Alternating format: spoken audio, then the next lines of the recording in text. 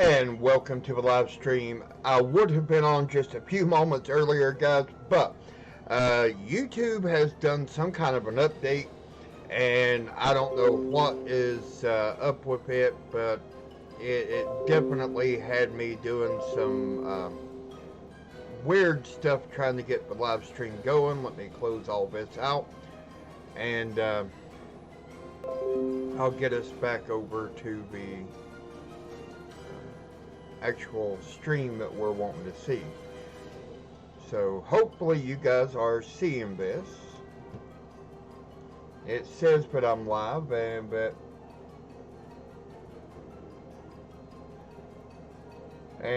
everybody is able to see it. If somebody pops in right now, that would be great because it let me know, but it is actually live, and but I don't need to start fussing and try to get this figured out.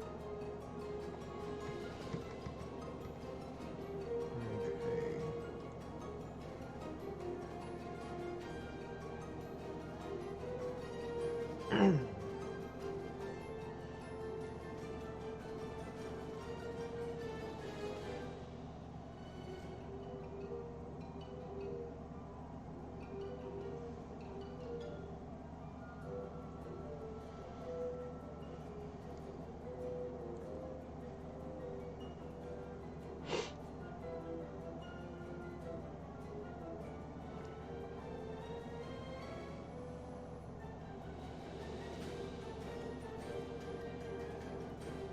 Okay, so if anyone is in the live chat right now, please do speak up. Let me know that you're seeing this and that you're able to hear everything, because on my end it says that I'm live, but with this new setup that YouTube has, I'm not sure if it is or not. It picked a heck of a day to change things around, you know?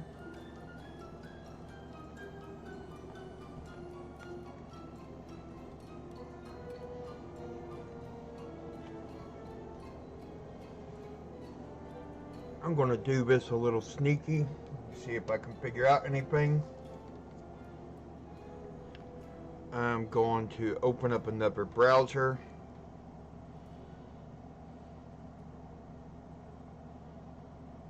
If I can find it. I don't think I uninstalled it. Oh.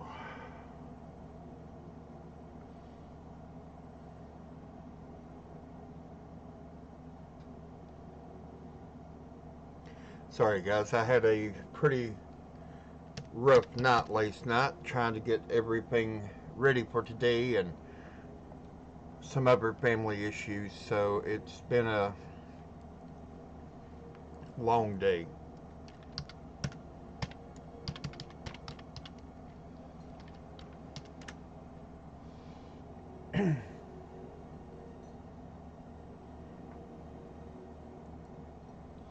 Okay, I'm going to go to my own channel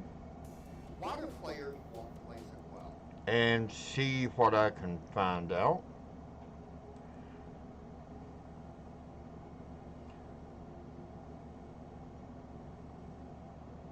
See if it tells me I'm live.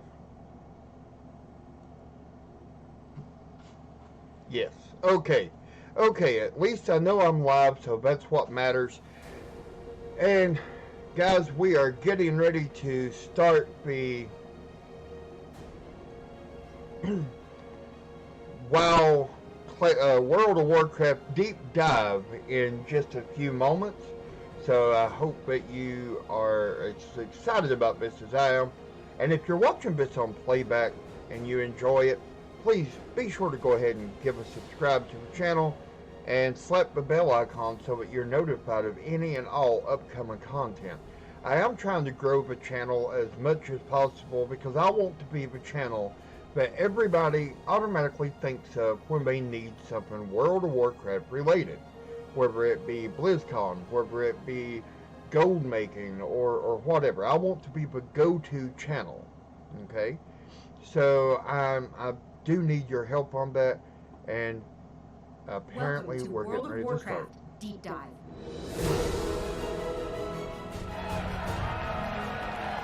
Hello, Blizzcon! Thank you for coming to the WoW Deep Dive panel. My name is Paul Cubitt. Today we're going to dig a little bit deeper into some of the systems that define what goes into World of Warcraft Shadowlands. Quick outline what we're going to talk about. First, I'm going to talk about covenants, what they are and what they do. Next, we're going to talk about some of the changes that are coming to leveling. Next up after that, classes, some of the changes for your classes. Okay, this is going to be a good what one. we're thinking about and making those changes. And lastly, I'm going to talk about Torghast and the maw that surrounds it. So without further ado, covenants. First, as you know, we are going to the Shadowlands. When you get there, you're going to quest through 4 different zones. In the context of those zones, you're going to learn about the 4 different covenants that rule over them. And then when you get to max level, level 60, you're going to get the opportunity to make a choice of one and only one of these covenants. Which one do you want to join? Let's review what these covenants are and what they're all about. First up is the Kyrians. They're the denizens of Bastion. Their role in the Shadowlands is to shuttle souls from the world of the living to the world of the dead. They're all about purity and humility and righteousness, good stuff like that. So this would be a good one for a priest. Next are the Necrolords. These guys, their role in the Shadowlands is to defend the plane against outside invaders. They're comprised of abominations, spies, warlords, very much kind of a proto-scourge vibe. So good for like the Night Fae, rogues and warlocks of Ardenweald. Their role in the business of the Shadowlands is to shepherd the cycle of life and death. When a powerful wild god or powerful this character would be of nature excellent dies for and a passes into druid. the Shadowlands, the Night Fae will help bring them back to health so that they can return to the land of the living again. And lastly, the Venthyr. These guys live in Revendreth. Sounds like we maybe have some Venthyr fans. They're the punishers of the unworthy. If you were evil in life, sinful or prideful and the like, you might get sent to Revendreth, and the Venthyr will bring you low so that you can be built back up again as a functioning member of the Shadowlands. There's a lot of choices that are factors that are involved in making this choice. I'm going to do something very quickly, guys. Sorry about the. What those are. First sorry up, about that. Your Covenant Sanctum. This is a place you're going to be spending a lot of time, not unlike your faction hall that you had, or your class hall that you had in Legion. So think to yourself, where do you want to spend time in Shadowlands? Do I want to be in a glittering city in the sky with the Necrolords? Do I want to be staying in this big, awesome-looking skeletal statue of a warlord? Do I want to be in the Thank you, guys, and I just now seen what you were saying, and I do appreciate it. Or in a spooky vampire If castle? you've not already subscribed, please be sure to do that. It would greatly help out the channel. Next big thing to consider, the abilities they're going to teach you. The first is a Covenant ability, which everyone Is everything good on the sound? independent of your class. It's not too loud or anything. I'm not coming in too loud. Although you can use a lot of them in combat. I like to say it's a way that you can solve a problem without fighting it. As an example, let's look at the Night Fae's Covenant ability, Soul Shape. With this, you turn into a spirit fox. It gives you a short dash, and also, during the duration, enemies ignore you. It lasts for 10 seconds. Or Okay, guys, I'm going to mute my mic, there's a and couple applications here. You can use it to just, I'll be right back. You can use it to skip a couple creatures you don't want to fight for one reason or another. Or you could just hang out as a fox. One cool thing about this ability, which isn't reflected in the tooltip, is that it's customizable. There's a number of different creatures.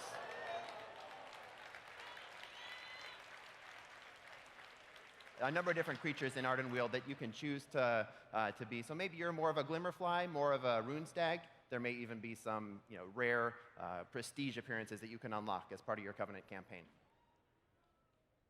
That is the Night Fae ability.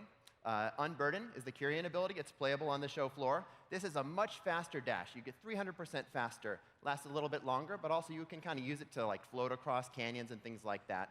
It also will reduce the radius at which enemies detect you, so you can kind of sneak around things. The Necrolords get Transcend the Flesh.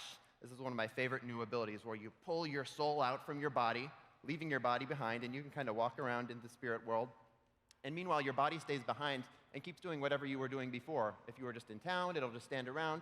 If you were fighting a creature, it'll kind of dumbly keep fighting it, maybe use 1 or 2 of your abilities. And you can do whatever you want. You can fall down a cliff and not take damage because you're a spirit, right? You can run behind a tree and then pull your body back to you and confuse whatever you were fighting before. Lots of creative applications. Lastly is Door of Shadows, the Venthyr ability. This is probably the most straightforward. You just pick a location, and then poof, within a couple seconds, you're there. Very similar to Reaper Teleport in Overwatch, or Overwatch 2, if you're familiar with those games. You're also going to learn a class ability. This fits in the space. Okay, guys, I'm sorry about that. Is all about, and your class is all about. This is a way to solve problems by murdering them. Classic World of Warcraft ability. It should feel kind of like your artifact active abilities from a couple expansions past. As an example today, let's look at the Kyrian Mage ability, Radiant Spark. Okay, so this ability this is absolutely awesome. Independent of whatever your spec is. There is a Diablo panel a little bit later on today. And during that window, okay, hold on, guys. I'm sorry about that. Let me see if I can turn the volume down on my mic. 50%, and then 75, and finally 100% additional damage, letting you pull off some really cool combos if you can manage to fit those abilities in time. We're going to use Mage for our other examples as well. If a Mage joins the Necrolords, they'll get Contagion Bolt. Has kind of a similar container to Radiant Spark, but it plays a lot differently. It deals shadow damage, which is correct for a Mage in this case. And in this case, your next damaging attacks will splash plague damage to nearby enemies. So if you want to have another AoE button in your rotation, you might consider joining the Necrolords with your Mage. The Night Fae have a completely different one. This is Shifting Power, where they're all about kind of balancing energies within the forests, and you get to do this by kind of pulling energy out from the ground, channeled over 3 seconds. Every second you channel will grant you haste, so you can use it as a self-buff, and it also damage enemies nearby. And lastly, the Venthyr have Mirrors of Torment. So the Venthyr in their zone will use mirrors to kind of reflect the sun's light and punish their enemies. You can do this to punish your enemies by joining the Venthyr, and we'll make 3 mirrors kind of rotate around your target, and anytime they do anything, cast a spell, use an ability, they'll be rooted and take damage. Okay, stepping back a little bit, story time. Soulbinds. Okay, now is it better now? Of the Shadowlands, any 2 characters can choose to bind their souls together. This could be the result of a powerful friendship, a romantic relationship, or just very close brothers or sisters in arms. But when these 2 characters choose to go through this ritual, each one will get some power from the other one. When you join a covenant, you get to bind your soul to characters as well. Here's some you might bind to in the Venthyr covenant.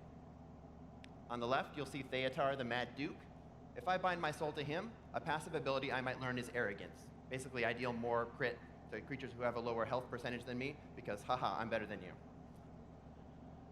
Nadja, she's more of a fencer, very good with the sword, and so she'll increase your parry rating if you bind with her.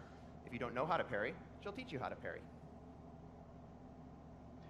No problem, the point guys. Here is that this is a way to unlock new power over time. After you get to maximum level, and like I said, please, increase your character's if not power by already increasing your subscribed, be sure to relationship hit with these that button. characters. It would You greatly can also be customize appreciated. your relationship and the power that they give you with a new item type called Conduits.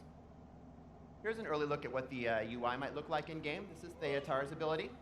You can see up at the top there. Tree. That's Arrogance. That's where I'd get that ability. I have a choice for another ability if I don't like this one. Here in the middle, this is a Conduit where I've chosen to put in a survivability ability, which will give me DR, damage reduction, at low health. Alternately, I could put in this ability, which improves my healing. So without getting into too much detail, the point here is to give you a system which allows you to choose the soulbind which best suits you. You should be able to choose these for whatever reason you like. Maybe you like the way that Theatar's abilities feel. Maybe you think that Nadja is better because she has higher damage throughput. Maybe you just like the way that Theatar looks. You like that Rippin' 8-pack that he's representing. Those are all valid reasons to be able to choose, and you should be able to do so. You can also switch soulbinds fairly easily, as easily as switching talents. Just pop a talent tome or whatever, and you can switch your soulbinds to counter a particular challenge. And of course, these are big characters that have rich inner lives, and you're going to learn a lot about them as you adventure with them in the Shadowlands. I would like to point out these are not necessarily bodyguards. The nature of the soulbind is you get their power even if they're far, far away. So you're not going to have them following you around all the time. Okay, in addition, you're also going to get lots of cool stuff. There's weapons and armor which really reflect the aesthetics of what your covenant is about, including backpack-style cloaks. I call them backpack-style, but really it's like cloaks that aren't just a piece of cloth, right? And I'll show you some examples in a moment. There's a mount, which is upgradable. So this is one of the prime ways that you can show how far you've really pressed your relationship with your covenant. There's world benefits. In the case of Maldraxxus with the Necrolords, you can build your own abomination. We've called it Build a Bomb internally, where you kind of put together a head and arms and weapons, and he will follow you around as a bodyguard in that zone. Not a problem. As a perk of being a Necrolord. Other Covenants will get different perks. And I'd be remiss if I didn't mention that there's a full Covenant campaign which kind of defines your end game story, depending on which Covenant you've joined. And if you guys take a look at some of those armor sets. These are the 4 plate sets. Be sure to do that and let your friends know. Kyrians, Greatly Necrolords, Night Fae, and Revendreth. Some back attachments. There's a wing look for the Kyrians. This is one of the sigils of one of their temples. And lastly, kind of a halo-y shield look. So, okay, there's a lot of factors that going into make this choice, and it's the one that you should consider all these factors before you make it. I do want to point out that it is possible to change your Covenant if you feel like you've made a mistake or you want to meet someone new, but it will take some time to build up your relationship with your new allies. Before I leave, I want to try something out. I know you have limited information, but I'm going to kind of call out the names of each of the 4 Covenants and want to get some data as to like what you guys are vibing on. So first I'm going to go with Kyrians. Kyrians, where are you at? Okay. Necrolords, let me hear you. Me, Paul Hewitt, I'm a Necrolord. Night Fae, where are you at? And lastly, if you're a Venthyr, say blah! All right. Up next, my close friend and colleague Kevin Martins is going to talk about the changes to leveling in the future of World of Warcraft.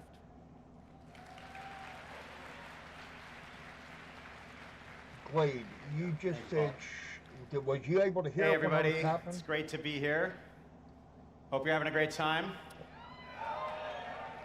So, 15 years of World of Warcraft now, and it's quite a privilege to be working on a game like this, announcing our 8th expansion.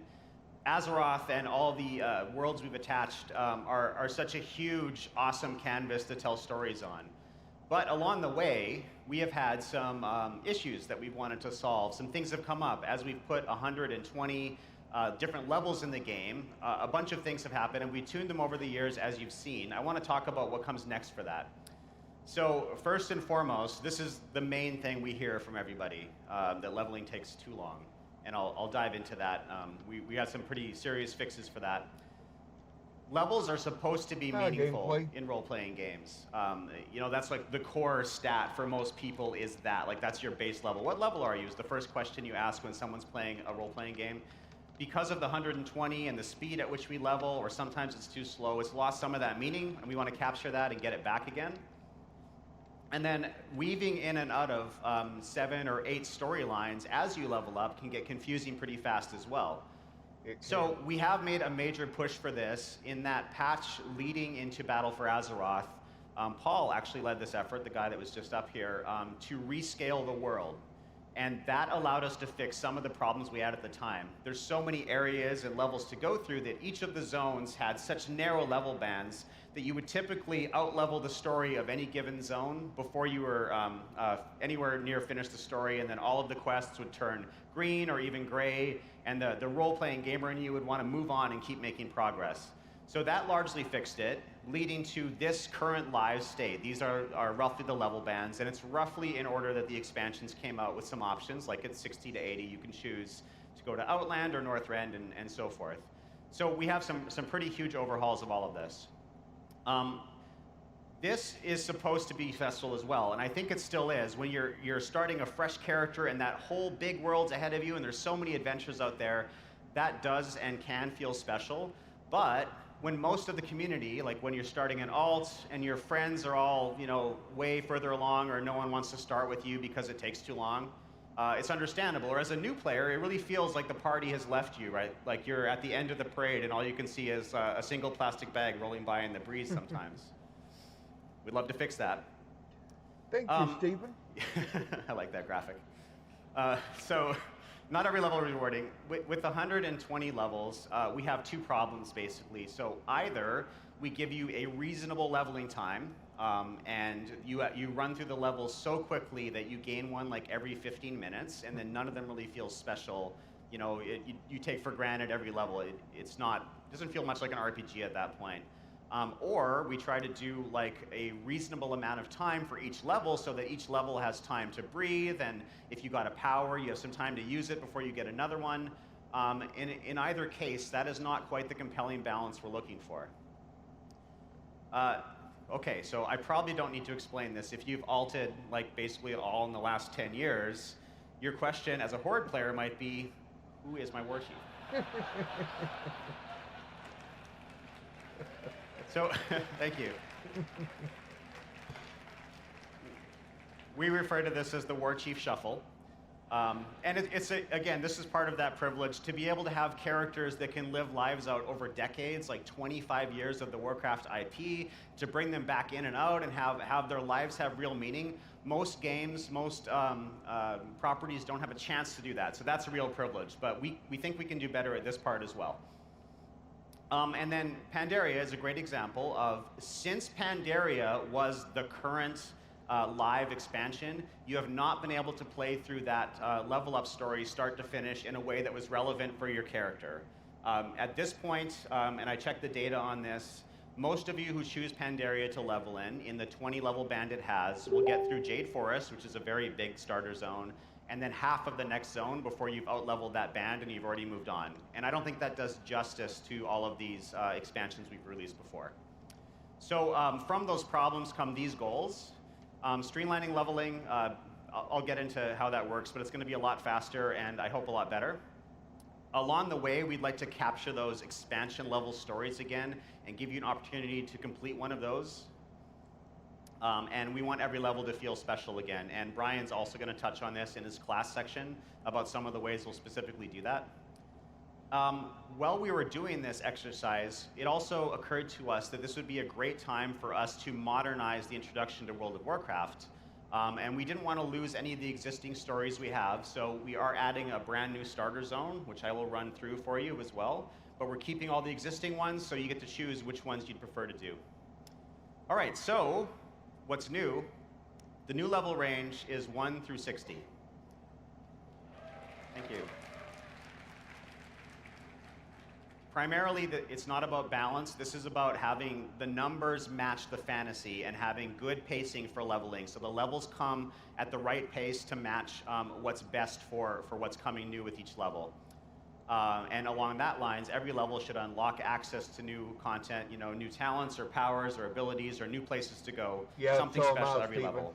for sure. You probably want to know what significantly means, and it's, depending on your playstyle, 60 to 70% faster to level from 1 to 50. That's cool. With heirlooms, it'll be blazing quick. I'll show you a graphic on how this works exactly and explain the function, but essentially you can take any of the previous expansions, including Battle for Azeroth, and you can set your story to that state, and you can level from 10 to 50 through an entire expansion story, as opposed to weaving in and out.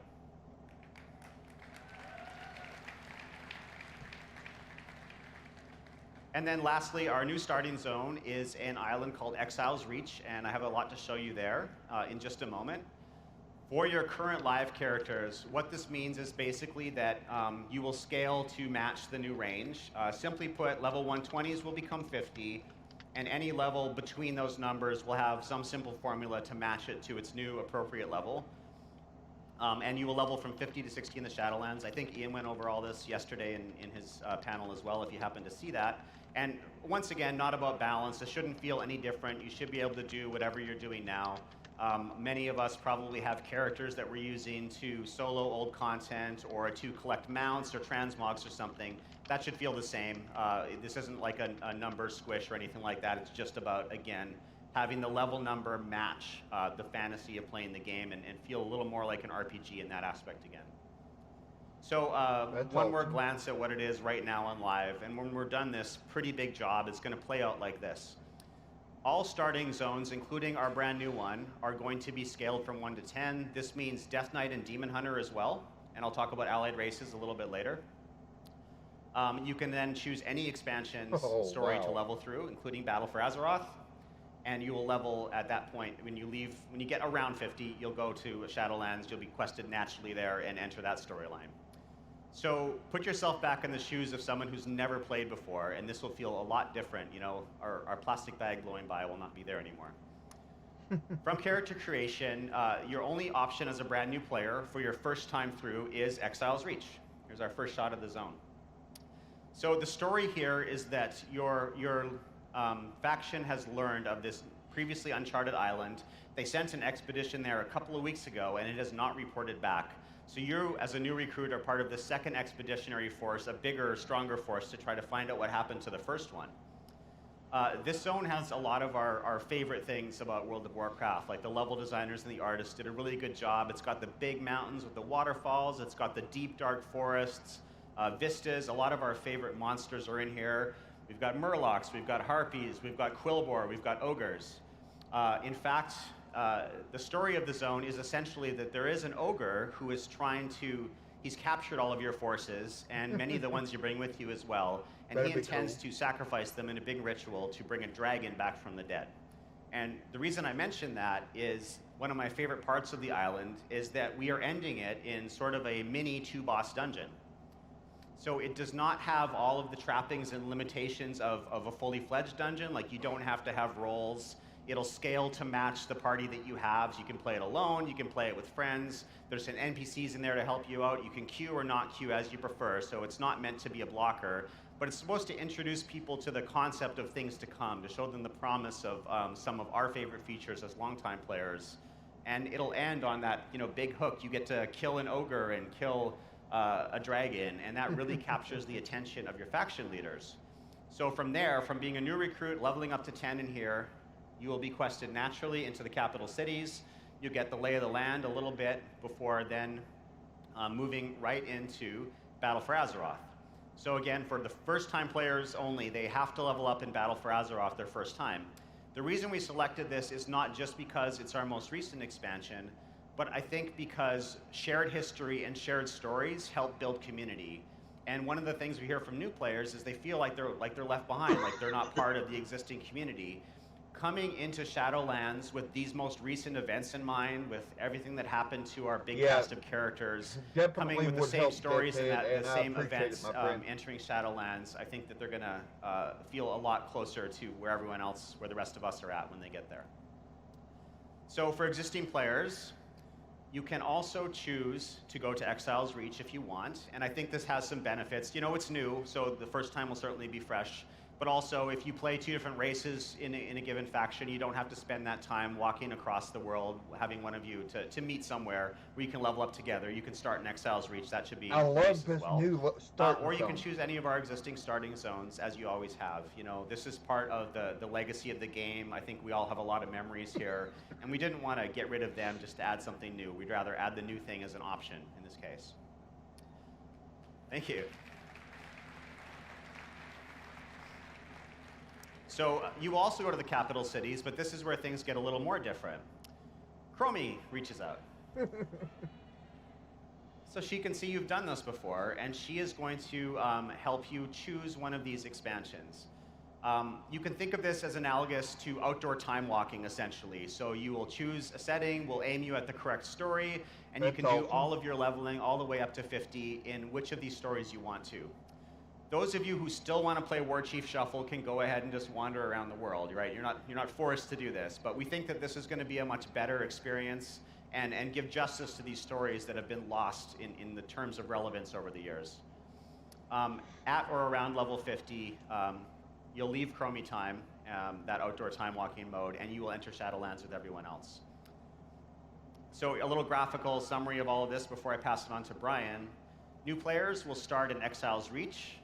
They will level their first character through Battle for Azeroth, and then 50 to 60 in Shadowlands.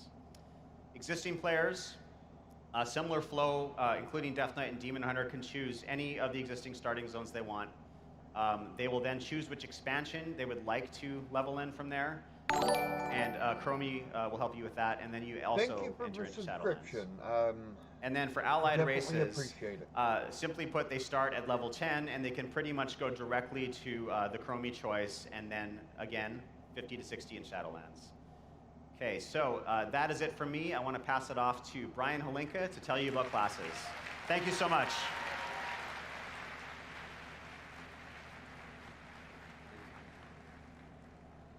All right, hello, Blizzcon. How are you? I got to tell you, I've really missed this. For those of you who don't know, I actually spent a little bit of time away from World of Warcraft working on another project, and it kind of made me sad. I missed you all. I missed everyone on World of Warcraft, and I felt like I'd lost something. Ever feel like you lost something? I mean, a lot of you look like you lost weight. You look good, I gotta tell you. But I mean, like, something y'all had, something that really was core to your being, and then it was taken away, and you didn't know why, and you felt bad about it. Well, those stories, they always have a happy ending, and we'll get to that. Thank you but for I want to talk a subscribing. little bit about the beginning of that story. Has anyone here played World of Warcraft Classic? Anyone? I think everybody. Well, you tell your friends about it. World of Warcraft Classic, it's a great leveling experience, right? You start off clean slate at level 1. Every level you earn, you're a little bit stronger. You start earning abilities and different spell ranks every other level. You get talent points past 10. You build out this tree. It's a great experience. Character gets more powerful. We love it. And that worked out really well to expand on that system through Burning Crusade, Wrath of the Lich King, Cataclysm, and then Mists of Pandaria, we were starting to see some issues. We were getting feedback that my action bars are full, please. Spellbooks were confusing, and also we were power creeping a lot of gameplay to dangerous places. So we did our best to change that. We took a look at the talent system, and we said, hey, this is something, we want every choice to be interesting and compelling. And then in Warlords, with, I swear to you, the very best of intentions, we started to surgically remove some abilities that we thought would not be too problematic. And then came Legion and the artifact system. Anybody like the artifact system there? So the artifact system was great because it was these awesome iconic weapons that every spec got to use. 36 different weapons that a spec got to use. And as a part of that, we wanted to deliver like every spec being super cool, super distinct, and playing to the fantasy of these weapons. So we started doing some things. We said, okay, this spec is going to be about poisons, this spec is going to be about pirates, and this spec is going to be about the shadows and the stealth. And, to some degree, we kind of got lost a little bit on what being a class meant and what being a spec meant. We really pushed things away. We actually pushed a lot of the specs further away from being a member of their class than we ever had before. So moving forward, in Shadowlands, we have these covenants. And the covenants, they're about being a part of these, these 4 groups that are fighting in this plane of death, in the Shadowlands. And we want to give you cool class abilities. We want to give you those racials. And the Soulbind system that Paul talked about is going to tap into things. But through the artifact system and Azurite traits, we learned we just don't have enough hooks. Like, we want to give you cool, compelling rewards for our progression system, but like, we're putting heal on blink and stuff like that. So we're in a dangerous spot. So what we want to do is kind of recalibrate everything with with this opportunity we're doing to improve the leveling experience. We have an opportunity to really listen to everything you've been saying through Legion, through Battle of Azeroth, and take action on a lot of your feedback. And always, the most common piece of feedback is, hey, just fix it, right? Fix the problems, which, I'll be honest, fix it is a great piece of feedback, because you're just saying, I'm not happy. I want something better. Or, not everyone can really say what exactly it is that's bothering them, but, there's just this idea, I want something fixed. But we, have to gauge how disruptive we want to be, because when you're going in the Shadowlands, and you just loaded up on launch day and you're going with your friends, we want you going into the Shadowlands. We don't want you to be like, I don't remember how to ride this bicycle. We want you to get in there and get in the game right away. So we want to fix problems, but we really want to make sure that the things we're doing are worth the disruption to the players, because someone is playing that spec and is probably pretty happy right now. So we only want to hit home runs as much as we possible. We want to say, is this more fun for the player, or are we doing it just to fix kind of a problem that bothers us as designers? So I don't think you'll see as extensive class changes as we saw in Legion, but we're going to be mostly additive. because, Well, as copyright Kevin mentioned, clean, we want to make not sure that abstract. every level is rewarding. So you're going to get a new spell, or from 1 All to that 60, means you're going to is get a that I new won't get spell, no money or a piece of from content, a that dungeon, content. maybe you get access to your mount, or one of your spells is going to get bigger and stronger. And part of that's a lot of abilities that we got to give you, and part of that is this idea of returning to class from spec. So let's say you're going to make a priest in Battle for Azeroth. So you make a level 1 priest. Well, actually, you make a level 1 discipline priest. And then you play from 1 to 10, and you're that discipline priest, and you hit 10, and you're like, well, now I want to be Shadow. So you select Shadow, and like half your buttons fly away, all these new buttons appear, a lot of things change, and it's Thank not you, even like you Stephen. I change specs appreciate it. and you got additional things. It's actually like you just change classes completely. So in Shadowlands, when you start at level 1, you're going to be an unspec'd priest. You're going to learn all these different abilities about all your different specs. And then when you I'm pick excited spec about at the 10, new expansion. new things are going to come to you, and you're going to become a Won't try shadow to get priest the or money discipline together and priest or whatnot. pre-purchase so I And can part of that is because get that you know, level boost all and all the of little I think perks. what's pretty foundational is that classes are made up of elements of each and different spec, and then a spec doubles down on it. You know, all paladins can embrace the light to help their Thank friends. you, Jen. All I appreciate paladins protect their the boost allies, of and all confidence paladins help there. execute their enemies with divine judgment. But when you pick a spec, you really do that in a particular way. So one of the things we want to do is make sure we can do this and give you a lot of abilities. And so this is where the story of loss turns to the tide. Let's talk about some of the abilities that are coming back and why. So the first category of them are class-defining mechanics. These are spells that have a kind of unique hook. They kind of share a unique hook. And they help deliver class fantasy in a particular way. Like, does anybody know a paladin here, right? Paladins, they got a certain air about them, right? I'm not, and the way that was kind of expressed through the game was through auras. Whenever you looked at your tooltip,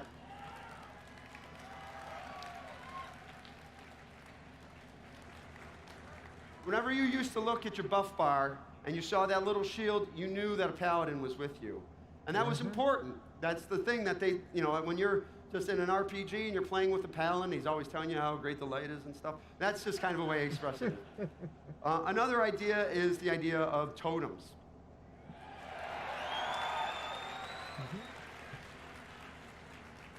Now, shamans still have some totems. Maybe they'll throw down capacitor totems to stun a bunch of enemies. Maybe they'll throw tremor totem. It's nice that we have these kind of occasional totems going down, but it's kind of always been a fact that totems were there all the time. So just giving back some persistent totems like healing stream totems to the whole class or searing totem, just to give a little bit additional presence that everybody will see these totems laying around there and know there's a shaman in their group. Are there any rogues here? Not anymore. You failed the first test of being a rogue. Just shouting out, I'm here,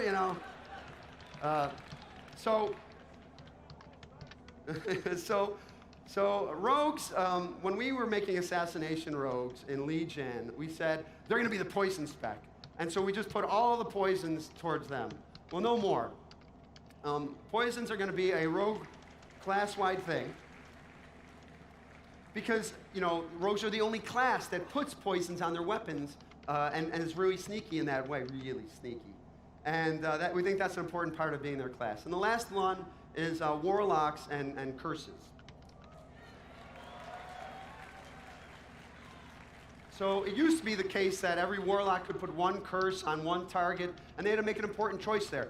Do I put Curse of Doom on there, and then later it's going to explode, and a Doom Guard will appear, and I'll be able to enslave it and have him join me? Or do I put Curse of Recklessness on there to make sure that these guys don't run away? And we thought that was a fun and cool choice, and we want to bring it back. Now, as I was mentioning before about classes leveling up, part of that is starting from 1 to 10, and starting unspec. Part of that is getting a little taste of every part of your class. And for some classes, they have different roles. And let's say Mage, for example, they're a damage dealing spec. No, Watson, So we I'll feel be like it's here important until the that you tap into end the of different the schools day that you have as a for mage. the And then you specialize in a particular one. Corpus So let's Hall. say I think you it's start Hall off D. learning I'll be here Frostbolt, covering Fire Blast, everything. Arcane Explosion. These are all different ways of dealing And damage, please and they're do all be sure to done subscribe through to the different channel if schools. you've not already. But it still gives you that sense of like, I'm a mage, I'm a master of these elements, these arcane elements, fire and frost. And but still, you know, when you pick a frost, you'll mostly be using frost spells for your rotation. Another idea is how those spell schools lean into a particular role. So let's give an example of priests. All priests can tap into the light to heal their friends, and they can harness the shadow to destroy their enemies. Now, a lot of you probably tap into the light to leap of faith your friends and destroy your allies. And you'll still be able to do that because it's beautiful. But the idea that a holy priest could cast Shadow Word Death to kill and finish off a mob, or a Shadow Priest, rather than using Shadow Mend, is using Flash Heal, it just kind of leans into that class fantasy of, what am I doing now? What's my role? And the spell school supports that. And then kind of a minor point is the idea of the weapons that you get as part of your class. Let's say you're a shaman, you start with a mace and a shield. But if you're an elemental shaman, you never get the experience of smacking anybody with that mace.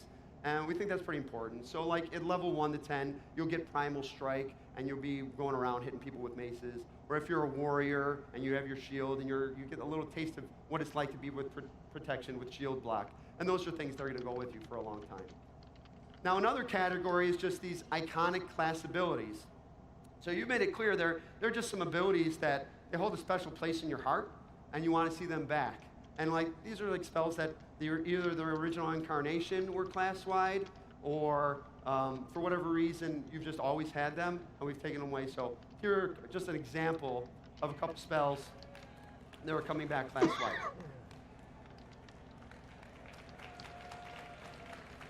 The second last. Another category of spells is a lot of abilities that went and became talents or honor talents. You know, we have this really cool system with talents, but it really relies on having compelling choices to make. Mm-hmm. And so for us, we thought, well, we're trying to clean up action bars. We want talents about interesting choices. Let's take some of these core abilities and we'll put them in the talent tree, and then it'll be great. And it was great, right? Okay, so it wasn't so great. So it wasn't so great, and for a lot of the feedback was that, hey, this doesn't even feel like a choice in this row. This is something that is so core and iconic to me. I want it all the time. So please give it to me. So these are some more examples of things that were talents that will be coming back. Cool.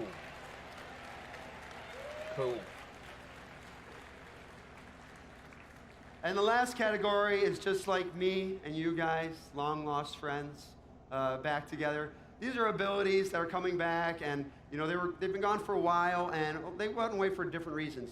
Maybe we couldn't find a lot of application for them. Maybe we felt like they stomped on the niche of another spec. Maybe they were used to kill your friends in ritualistic ways.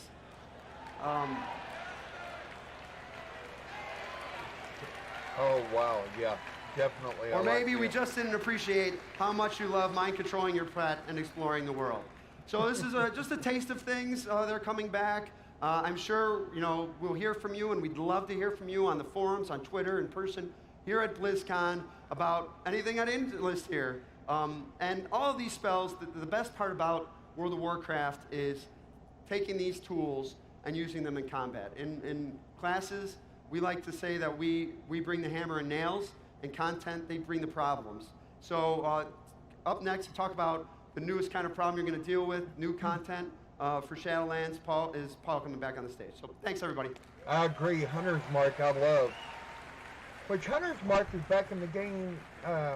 Well, no, hold on. I'm playing Classic, so that's where I'm seeing it. You guys, I'm super excited to talk about this next feature. We're going to talk about Torghast. Exactly. New dungeon experience, which is coming to World of Warcraft, and the Maw, the zone that surrounds it. So first, let's get the setting. What is the Maw? It's a zone. That means it's a place you're going to go. You're going to see other people there. It's a shared space. It is our access point to Torghast. If you want to get into Torghast, you have to go into the Maw first. It's the home of the jailer, this mysterious character about which not much is known other than he's probably bad. And historically, the Maw has been a prison for the vilest souls in the cosmos. So you might remember earlier when I was out, I said that if you were evil and sinful, you got sent to Revendreth. That may have been a little bit misleading. That's where you get sent if you're bad, but capable of being redeemed. The Maw is where you're sent if there's no hope for redemption for you. We just throw you in this place that's inescapable forever, throw away the key. The reason I say historically is because that's been the case up until a point a few years ago where something broke in the machinery of death within the Shadowlands. In the past, souls used to go to the Arbiter to be judged. You're a good soul, you go here. You're a medium soul, you go here. Bad to the Maw. Now all souls are going directly into the Maw. And that includes all the casualties of the Fourth War, all the casualties of Teldrassil. You as a player have a special role. You learn this pretty early. You are a Maw Walker. This means you have the ability to transcend the grip of death. You can enter and leave the Maw at will, which is something that nobody has ever been able to do before. And this is one of the reasons that those covenants are so interested in getting you to join them, other than you just being a really good hero, is because you can complete missions that they can't do, right? You can go in and save souls that have been unjustly imprisoned. You can save your friends that are in there. Diablo Maybe even ultimately, should it come to it, you can take the fight to the jailer himself. So I thought that the best way to share with you guys how the Maw plays and deals would be to do so in the context of a story. So I'm going to tell you a story about two brave, strong heroes, Paul and Brian. You can see from our portrait frames up there, I am a Necrolord and he's a Night Fae. A lesson there, you can play together with people in other covenants. It's not an exclusive choice. So we are going to the Maw. Our plan today, by the way, in the story is we're going to go climb Torghast together. Brian is there. He's waiting for me at Torghast. I'm going to go join him. But first I need to go into the Maw, which is this endgame outdoor zone. It's a terrifying place. It's not just a place where we take the same types of creatures you see in Ardenweald or Revendreth and just paint them with a Death Ear coat of paint. No, it's actually significantly more dangerous there. And that's not just the creatures, but the environments and the mechanics of the space itself. You're welcome. So I enter the Maw. I'm making my way over to Torghast to meet Brian, and I run into this guy. I'll admit, I'm actually a pretty good player of World of Warcraft personally, so I figure I can take this guy on. It shouldn't be a problem. It was a problem. He kills me. And that's fine. This has happened before. As I release, I see something, and this is the jailer has noticed you. What this is a mechanic called the Eyes of the Jailer. Anything you do in the Maw, whether it be killing one of his elite lieutenants, dying to one in this case, saving souls, completing objectives, they will all incur the ire of the jailer, and he will send increasing punishments at you. The first might be that the Shade Hounds, which you see around the area, might start to notice you from farther away. Their aggro radius is increased. So the more and more I do, the more of these guys will start adding on to my fights. Later, the jailer might say, go kill that guy. He'll send kill squads directly to go kill Paul. He's the one who's causing all this trouble here in the Maw. And it will become more and more and more deadly. The lesson is, be surgical, be careful, know what you want to do, get in and get out, and try not to die too often. Luckily, today that's not too much of a problem. I'm going to just pass through the Maw to get into Torghast, where I meet Brian. It would have been nice if you helped me kill that elite, I might say to him. But we are here now, Torghast. This is the center of the Maw. This is where the jailer himself is, as well as his most elite lieutenants, his most prized possessions, prized prisoners. It's also a strange place, a confusing place, a place unlike we've never seen before in World of Warcraft. And so we are going to climb it.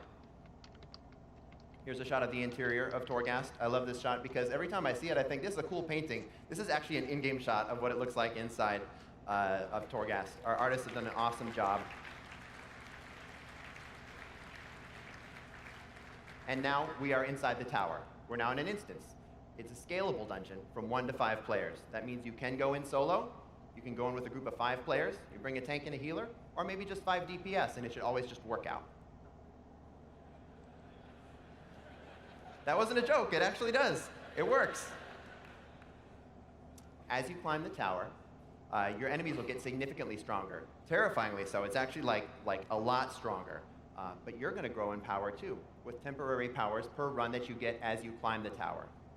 Of course, as you climb as well, the tower is going to increase in complexity. The first couple floors might be your standard dungeon crawl where you kill creatures, explore hallways, try to find the stairs to the next level.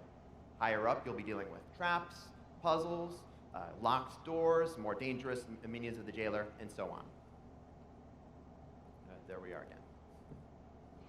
Not So, yet, guys. this is not our first time here no in the Diablo tower. 2 I distinctly rematch. remember last time when Brian and I came, there was this hallway which curved off to the left, and there was this caster defending it. This time, there's a hallway curving to the right, and there's this melee guy in the way. Okay, this is maybe a simplified example of the fact that the tower is always changing. The layouts are variable. They're built for exploration. You're not going to know where you're going anytime you enter Torghast. You need to explore and find the way. I like And because that. of this, by and large, this is not a timed mode. This is not Mythic Plus, right? It's a different thing. The goal here is to be thorough. Always be exploring. Try to get as much power as you can before you ascend to that next floor where the enemies are going to be that much more deadly. And that power comes in the form of something called anima. So anima is this magical soul stuff that pervades the Shadowlands, and when it manifests in the Maw, it does so in this sticky, gross, stringy, black stuff that has incredible potential power. Power, like you can see here. I can make a choice when I get some anima. There's a fairly straightforward choice. Do I want some additional maximum health or some additional mastery? I'm a DPS player, so usually I'll take that choice on the right, but I'll tell you, if I take this choice every single time in one particular run, I'm going to die pretty quickly because it's going to get really deadly. I need to make sure I'm shoring up my survivability as well. Here's a more interesting choice we might find, the Corruption Antenna. Your attacks have a chance to deal additional shadow damage over time to your targets. Okay, so it's a way of me doing more damage in a shadowy way. Why is that interesting? Because later I might find another power like this, the Shadowed Iris. Dealing shadow damage has a chance to blind the target, severely reducing their chance to hit me for a time. Okay, so now I'm beginning to build a build here, right? Even if I'm not someone who normally does shadow damage, my attacks might trigger shadow damage, which then triggers the Shadowed Iris, and the whole is greater than the sum of its parts. We have synergy. In our adventure today, this is the epic power that I find, the Golden Idol. This is a power that actually doesn't give me any direct player power at all, but it gives me information. I can see which enemies are holding additional anima, and this is especially good in groups because only one of us has to have it as long as we're talking with one another. I can see like, oh, that hallway, we don't want to go down there, it's dangerous, and they're not carrying anything. Over there, that unassuming guy, he's got something, let's go kill him. It works out great for our run. That's pretty Brian cool. takes a different tactic. He takes Ardent Endurance, which increases the duration of his soul shape by 50%. So he's going to be running around much more often as his rune stag form. He finds bloating fodder. So there's this creature that lives in Torghast. It's called a maw rat. They're this kind of an irritating critter-like creature that pretty easy, but they get harder the higher you climb too. This makes it so that whenever a maw rat dies, they explode for 10,000 damage to everything nearby. And Brian manages to find 8 stacks of bloating fodder. So now they're exploding for 80,000 damage every time they die. Lastly, to complete his trifecta, he finds the heavy hoof sandals, which makes it so that while you're under the effects of soul shape, maw rats instantly die. So we come up with a strategy where we find a little mini boss over here, leave him, kill everything else. There's a bunch of rats. Okay, we'll kite them over, soul shape, explode them all. It goes from 100% to 0% instantly. It works great. Look how proud Brian looks of his discovery. Up until we get to a point where there's no maw rats and this build stinks and we die. So yes, Torghast is always changing, and that's true. It changes from run to run. Additionally, it changes over time. So as you press farther and farther into the Maw, the jailer will change his tactics against you. After a couple weeks of the expansion, there will be an event called the Beasts of Prodigum, in which the jailer floods the Maw and Torghast with bestial creatures like Shade Hounds and Soul Eaters and the like. This changes the creatures that you're going to be fighting. It changes the fighting experience in Torghast. It also changes the powers that are available to you. Like you might find the Chain of Command, which summons a Shade Hound that stuns and taunts, or maybe a different one, an item which summons a Soul Eater that inflicts area of effect damage and silences. And then after you get these, you might find other powers which make them hit harder or survive longer, or make it so that you run faster when you're near them. This completely changes the pool of abilities that are available to you, changes builds that are available, and is one of the things that will keep the system really fresh and should be really fun. It's probably the thing I'm most looking forward to. Of course, having fun is only half of it. The other half is, what do I get out of it? And the answer shortly is legendaries. So when you climb Torghast, you will find runes. You take these runes and bring them to a mysterious rune forge, which is run by an even more mysterious rune sage. And this character will help you build legendaries, and in doing so, maybe learn a little bit more about the backstory of Frostmourne and the Helm of Domination. But most importantly, when you're making these legendaries, it'll be with a great amount of determinism. You can choose what slot you're making them for, what powers go on them, maybe even what secondary stat distributions you have on them.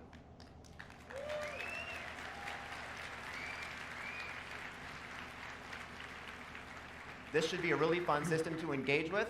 And of course, once you have that legendary, your next run into Torghast will probably make it even farther. I plan on it. I'll be here for several more hours. That is all the time we have for the panel today. So on behalf of the WoW team, thank you.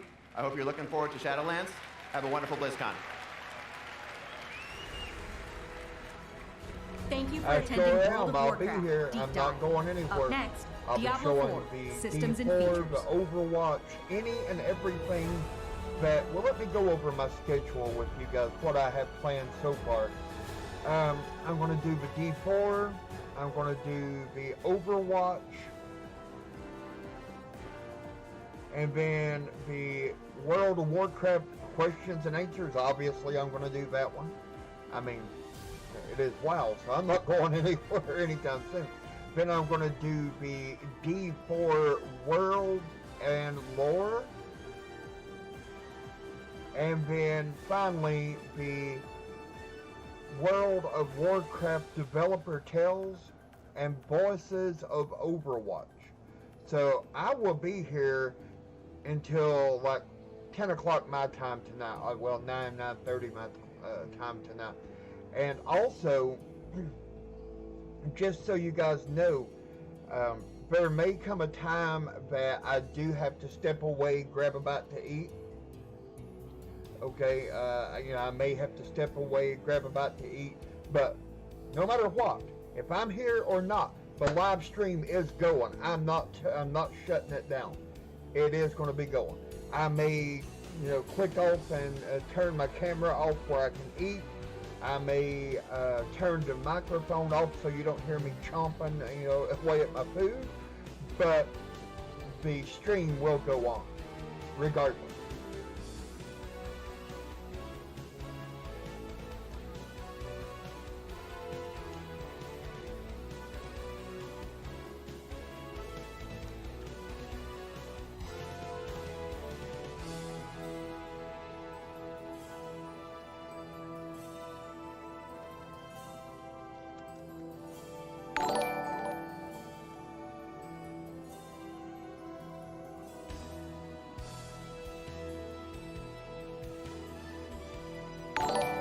And I hear that we have just had 2 different subscribers.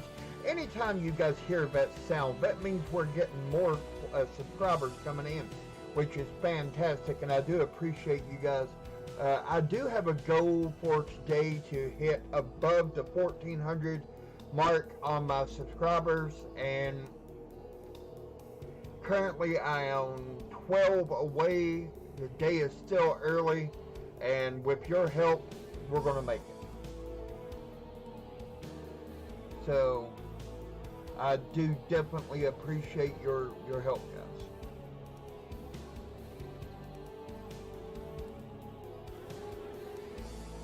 I do definitely appreciate all the comments.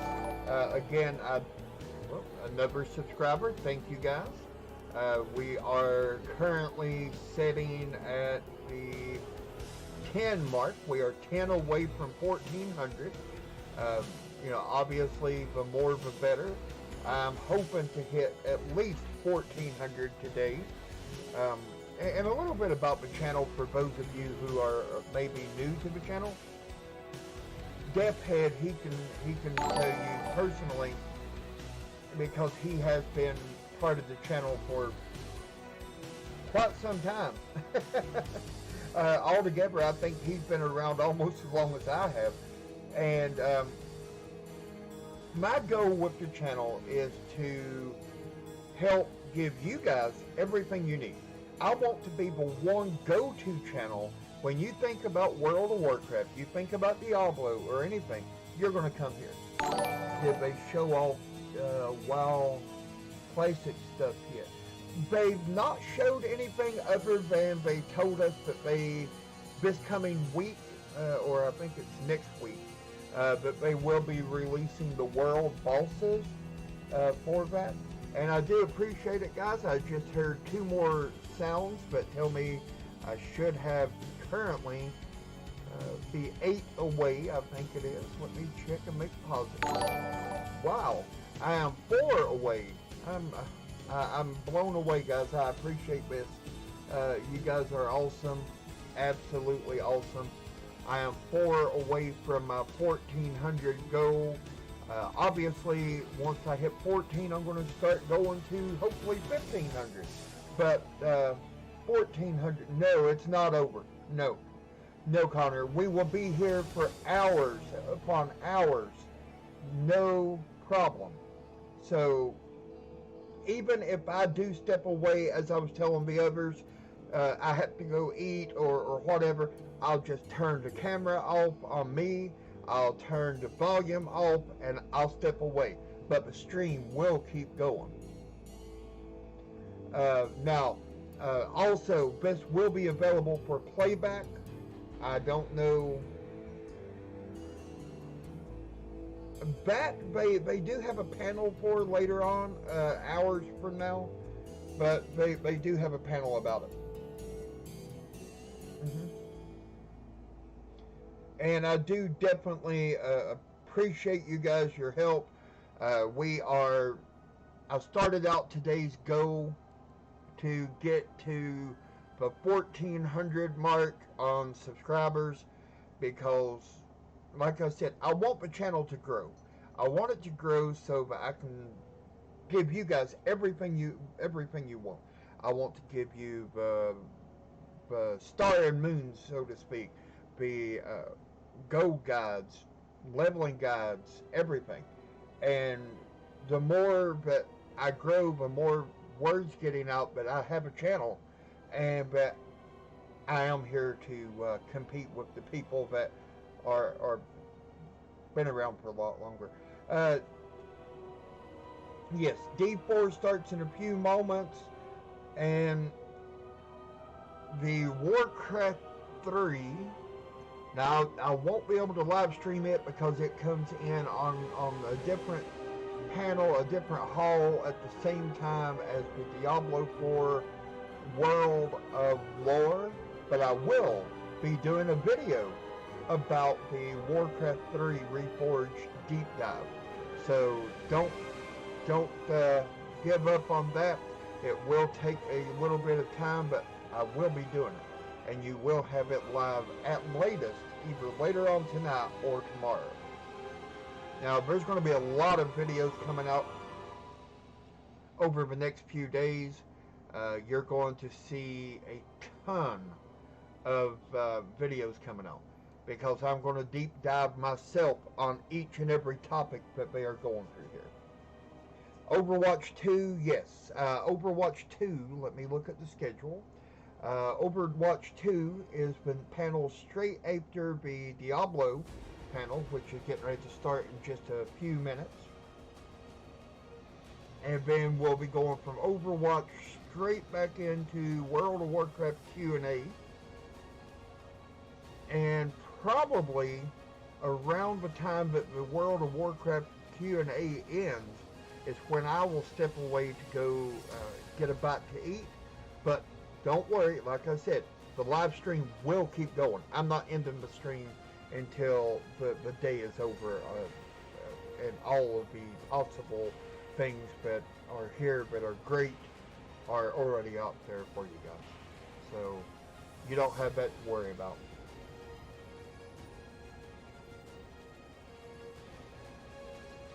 No, they are on a break. They're getting ready to start the D4.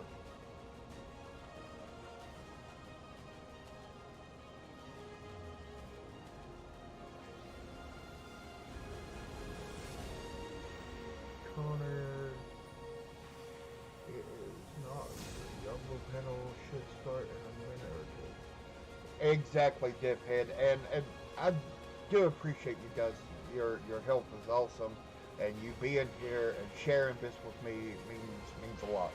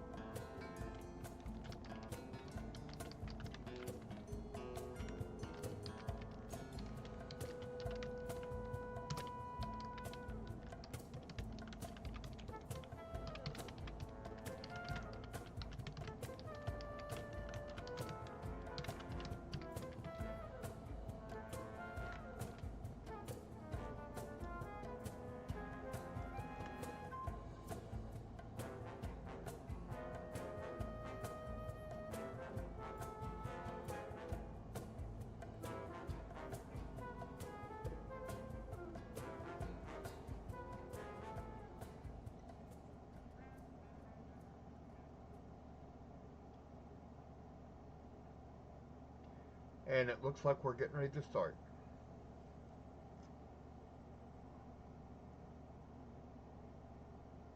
Welcome to Diablo 4 Systems and Features.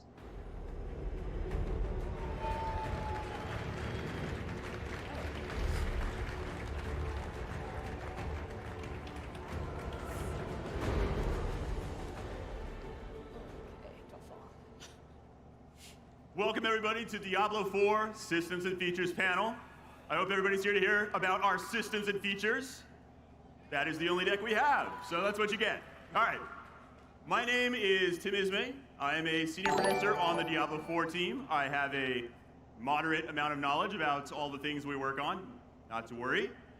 I have a collection here of experts that have deep knowledge of all the things that we work on, so they will be talking more than I will. David Kim here is our lead systems designer. Next person down, we have Angela Del Priori. She's our lead UI designer. Next to her is Zavin Hartunian. He is our lead dungeon designer. All the way at the end there is Joe Shelley, lead game designer.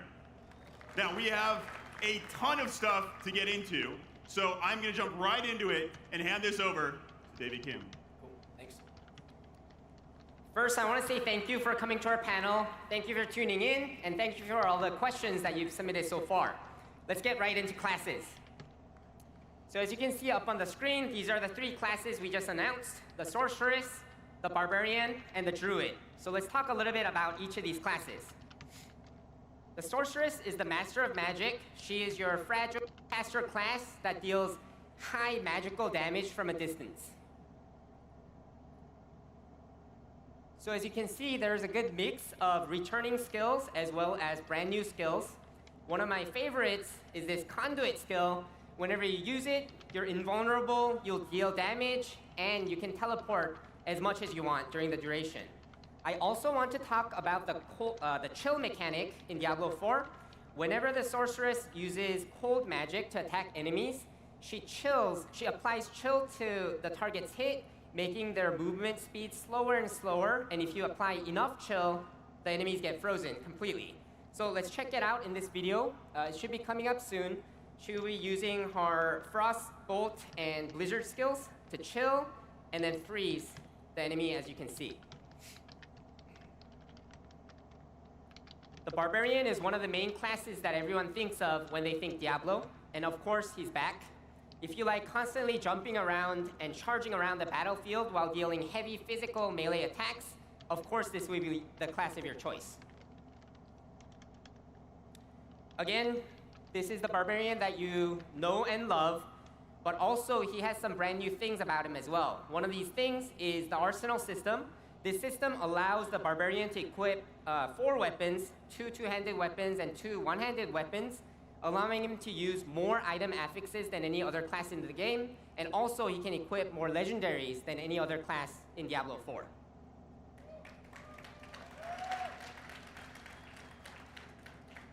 The Druid is a shapeshifting class. The Druid can rapidly shapeshift into his human, werewolf, and werebear forms at a moment's need. So let's check out how that works. So as you can see, whenever you use a werewolf skill, you instantly transform into that form. And whenever you use a werebear form, you instantly transform into that form. When you use your earth or storm spells, you instantly transform back into the druid form. So one of the reasons why I think this is so cool is because you can tie specific mechanics to the moment you transform. So for example, one of the talents, it says something like, whenever you shapeshift into a werebear form, you gain damage reduction for a few seconds. So not only can you pick the specific bonuses that you want, you also control the exact timing when you activate these bonuses. So you have that full control, and that's what I think is so cool about the rapid shapeshifting.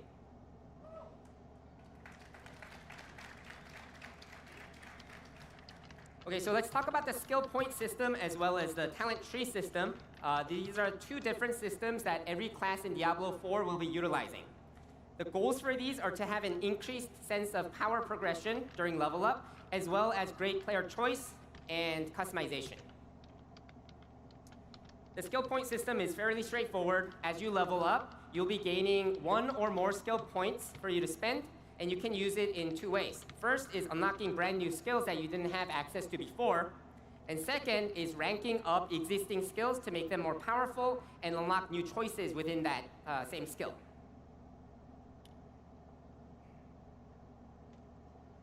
Another way you can get skill points in the game is to find these skill point tome items, and then you can use those items to have access to more skill points.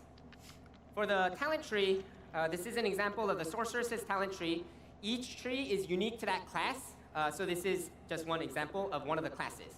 So you work your way from top to bottom, making yourself more powerful as you go down the tree. And not only that, you will be able to make very specific playstyle choices to your liking, so you'll have that full customization option. And of course, at the bottom of the tree are the strongest talents in the game. This is one of 6 that the sorcerers can choose from, and it's a fairly simple one, but we have a lot of choices ranging from simple to more complicated playstyles. So this one increases the lightning damage against enemies within melee range. So naturally, this would combo very well with a spell like Charge Bolt, and you can because it is a returning skill in Diablo 4. So let's take a look at the flow of how you go about spending points and unlocking new tiers. So as you can see, this is how the talent tree system works. And this time around, I'm going down the cold tree. So let's take a look at one of the options at the top, or at the bottom. So Endless Winter, so instead of chills leading to freeze, you gain a massive damage bonus instead. So you can kind of imagine, if I'm not going for that freeze playstyle, I can choose something like this to get a different benefit instead. So one last thing I want to mention about classes is there are even more details about skills as well as talents in the demo. So if you're here at Blizzcon, please be sure to check that out if you're interested in that kind of thing. If you're not here, then please check out the streamers streaming live from Blizzcon to learn more about classes. Thank you, and I'll hand it over to Angela for talking about all the cool stuff coming to the open world of Diablo. Okay, thanks, David. Okay, so you've checked out the classes, maybe looked at their skills and your talents, and you're about to enter the world of Sanctuary again. But one of the biggest differences in Diablo 4 is this idea of a shared and contiguous world.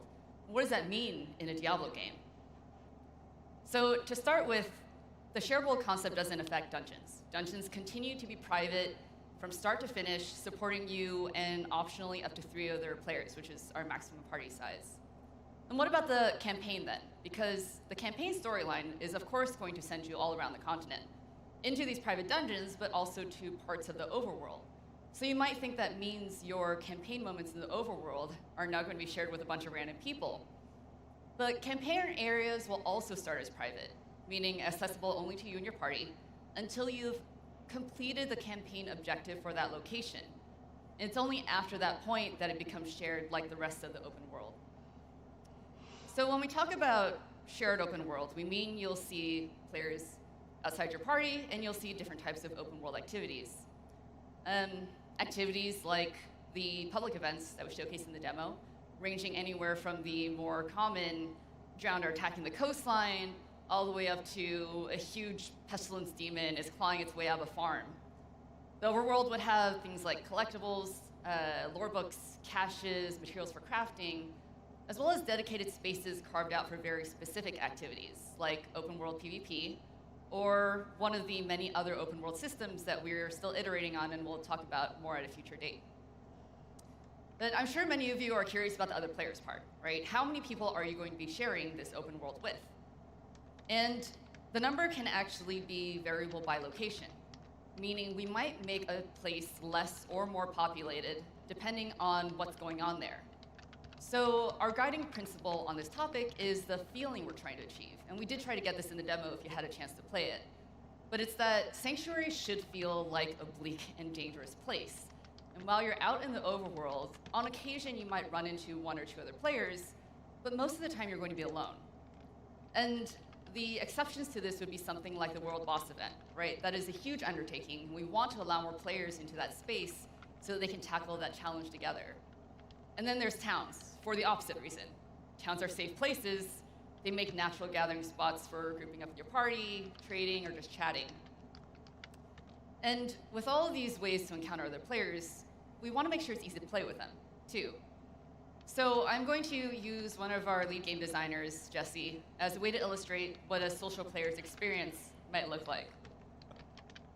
Jesse would start his campaign, and throughout it, he might jump into someone else's to help them out, or he might invite someone to his to show them something cool or just for company, and there should be no friction there, right? We take the party leader's state in the campaign area, share it with the rest of the party, and everyone will be able to contribute regardless of where they are in their own campaigns.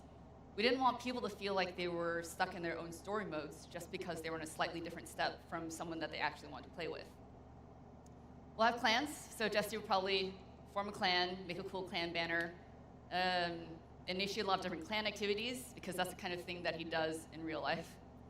He'd probably use our in-game voice chat to talk to his clanmates while he's out doing side quests, or maybe he switches it to party voice chat because he grouped up with someone that he was doing a public event with, and now they're going to go PvP together. He might even be doing all of this on a console, on the couch with his friend, because, as you've probably heard, alongside PC, we're developing for console, and we'll be supporting 2-player couch co-op on consoles. Yeah. A lot of couch co-op fans, right? Okay, but what if you're not the kind of person who likes grouping up with people to get your stuff done? Like me. You could be a really good friend of mine, you could be my spouse. I probably don't want to party up with you. And it's nothing personal, I just like to do things at my own pace. So you can imagine it's a pretty big barrier for me when a multiplayer game gates content or progression behind a grouping requirement, which makes me really happy to say that Diablo 4 does not go in that direction. And all of the best items, content, progression will be available to all players regardless of whether they're playing solo or with a group. And so,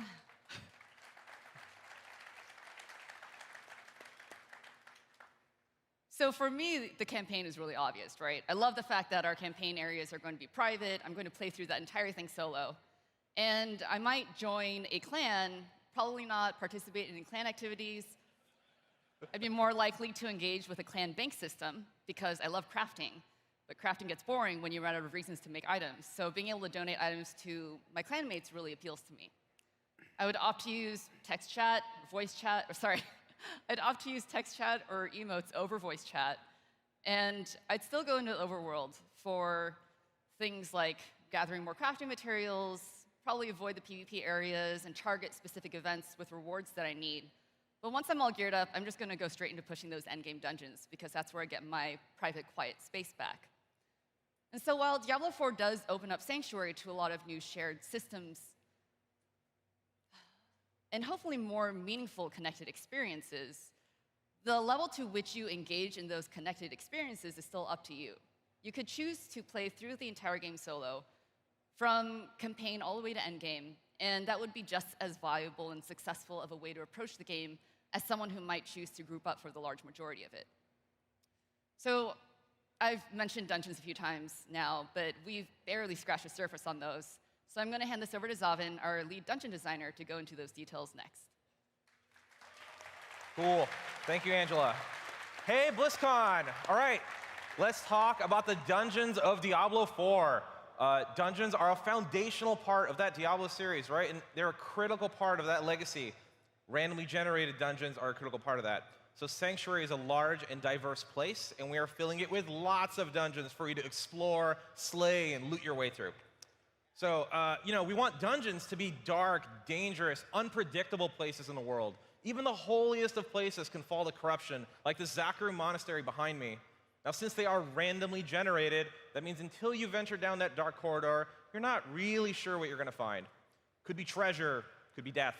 And this is that tension between risk and reward that really defines that dungeon crawling experience in Diablo 4, where anything can happen. And also, dungeons are not always random building, or just like randomly generated buildings. They're randomized exterior environments as well. These exterior dungeons are randomly generated just like the interiors are. So we can have, Whispering Woods here behind me as an example. We want dungeons to feel like real, explorable places in the world. So we also built our dungeon system from the ground up with this idea that we call seamless exploration. So what seamless exploration means is no more loading screens to go down to the second floor. Third floor, 10th floor, whatever, any other area. Yeah. It all happens seamlessly in the game. And with seamless exploration, we can even blend these randomly generated tile sets together. You can go from a randomly generated cave and walk straight into a randomly generated forest. And this means dungeons can become sprawling, interconnected places to explore and discover. Your actions in one part of the dungeon can actually affect what happens in the other part. So, as you're crawling your way through these profane halls, or stepping cautiously through a misty wood, what are you doing? What are you going to do in these dungeons? What can I find? So, well, we have two major pieces of content systems to talk about today. One is random events, and the other is dungeon objectives. So first up, random events are back, and random events are a core part of that classic dungeon crawling feeling in Diablo 4. And one major change compared to the past game is they are no longer restricted to a specific place in the world. This is one of our new events, the Altar of Bishibosh. Any Bishibosh fans out there? I'm not sure. Yeah. So this event can also show up in the Whispering Woods. It's in Garenhold in the demo. You can totally find it. You got a good chance of finding it. And this allows dungeons to actually have a much broader range of possible events. Every time you play, you can actually find a different kind of event in it. And those events can actually follow monsters around, just like elites can, and makes it way more broad range of things to do. So we have random dungeons, and we have random events. But for us, it's also really important that dungeons have this sense of identity. They have something that helps set them all apart from each other. So the other thing, there we go. The other thing we're adding is the dungeon objective. So the dungeon and its objective are designed together as two parts of a cohesive whole. Objectives are completed by doing specific things in the dungeon, like killing a sea witch. And progressing the objective also increases the danger and the rewards found inside that dungeon. So as an example, this is Domhain Tunnels, playable in the demo today. The objective here is to slay all enemies. We've seen that before. But in Domhain, as you make progress in that effort, the enemy responds. They send powerful elites to hunt you down and kill you no matter where you are, no matter what you're doing in that dungeon. Yes, even during a random event. Yes, even during a boss fight. And since every dungeon has its own custom objective, we can have varied gameplay across dungeons as a whole, and memorable dungeons with a strong underlying identity. Now, we're still exploring multiple other dungeon systems and features, but we do have one more thing to talk about today. Let's talk about endgame dungeons in Diablo 4. So, what do we look for in a Diablo endgame? What would we be excited to play? And we started thinking about this, okay, varied content, that's critical. I don't want to just be doing one thing over and over again at endgame. And, making powerful, unique builds is a core part of Diablo, and we need content that helps encourage that level of strategic depth. And honestly, player agency is super important. Random dungeons are awesome, I love them, but I don't want to just feel like I'm just reacting to what the game is giving me. I don't want to feel like I'm on rails. So how are we doing this? We're adding a new type of item called a dungeon key. How do they work? Well, when a key drops in the world, it drops for a very specific dungeon in the world. Using this key, we'll upgrade that dungeon into an endgame dungeon. The key also has a specific difficulty rank. The higher the difficulty, the higher of the quality of the drops that you get within that dungeon. And finally, dungeon keys can roll specific dungeon affixes. Now, this is an entirely new feature. These are modifiers that increase the difficulty and complexity of the dungeons found throughout the game. They apply the affix to either the players, the enemies, the environment, or any or all three of these. So with a system like this, you can imagine an affix that says something like, all enemies are invisible unless they're in combat or something like that. Every time you walk in a room, you're not sure what you're going to find. And you can also have another affix that says there are double bosses in this dungeon. And how having both of those affixes on the same key can have a very different outcome when you're playing any of the dungeons in the game. So, let's look at an example. This is Garenhold, has Lightning Pulse. Let's see what that looks like in the game.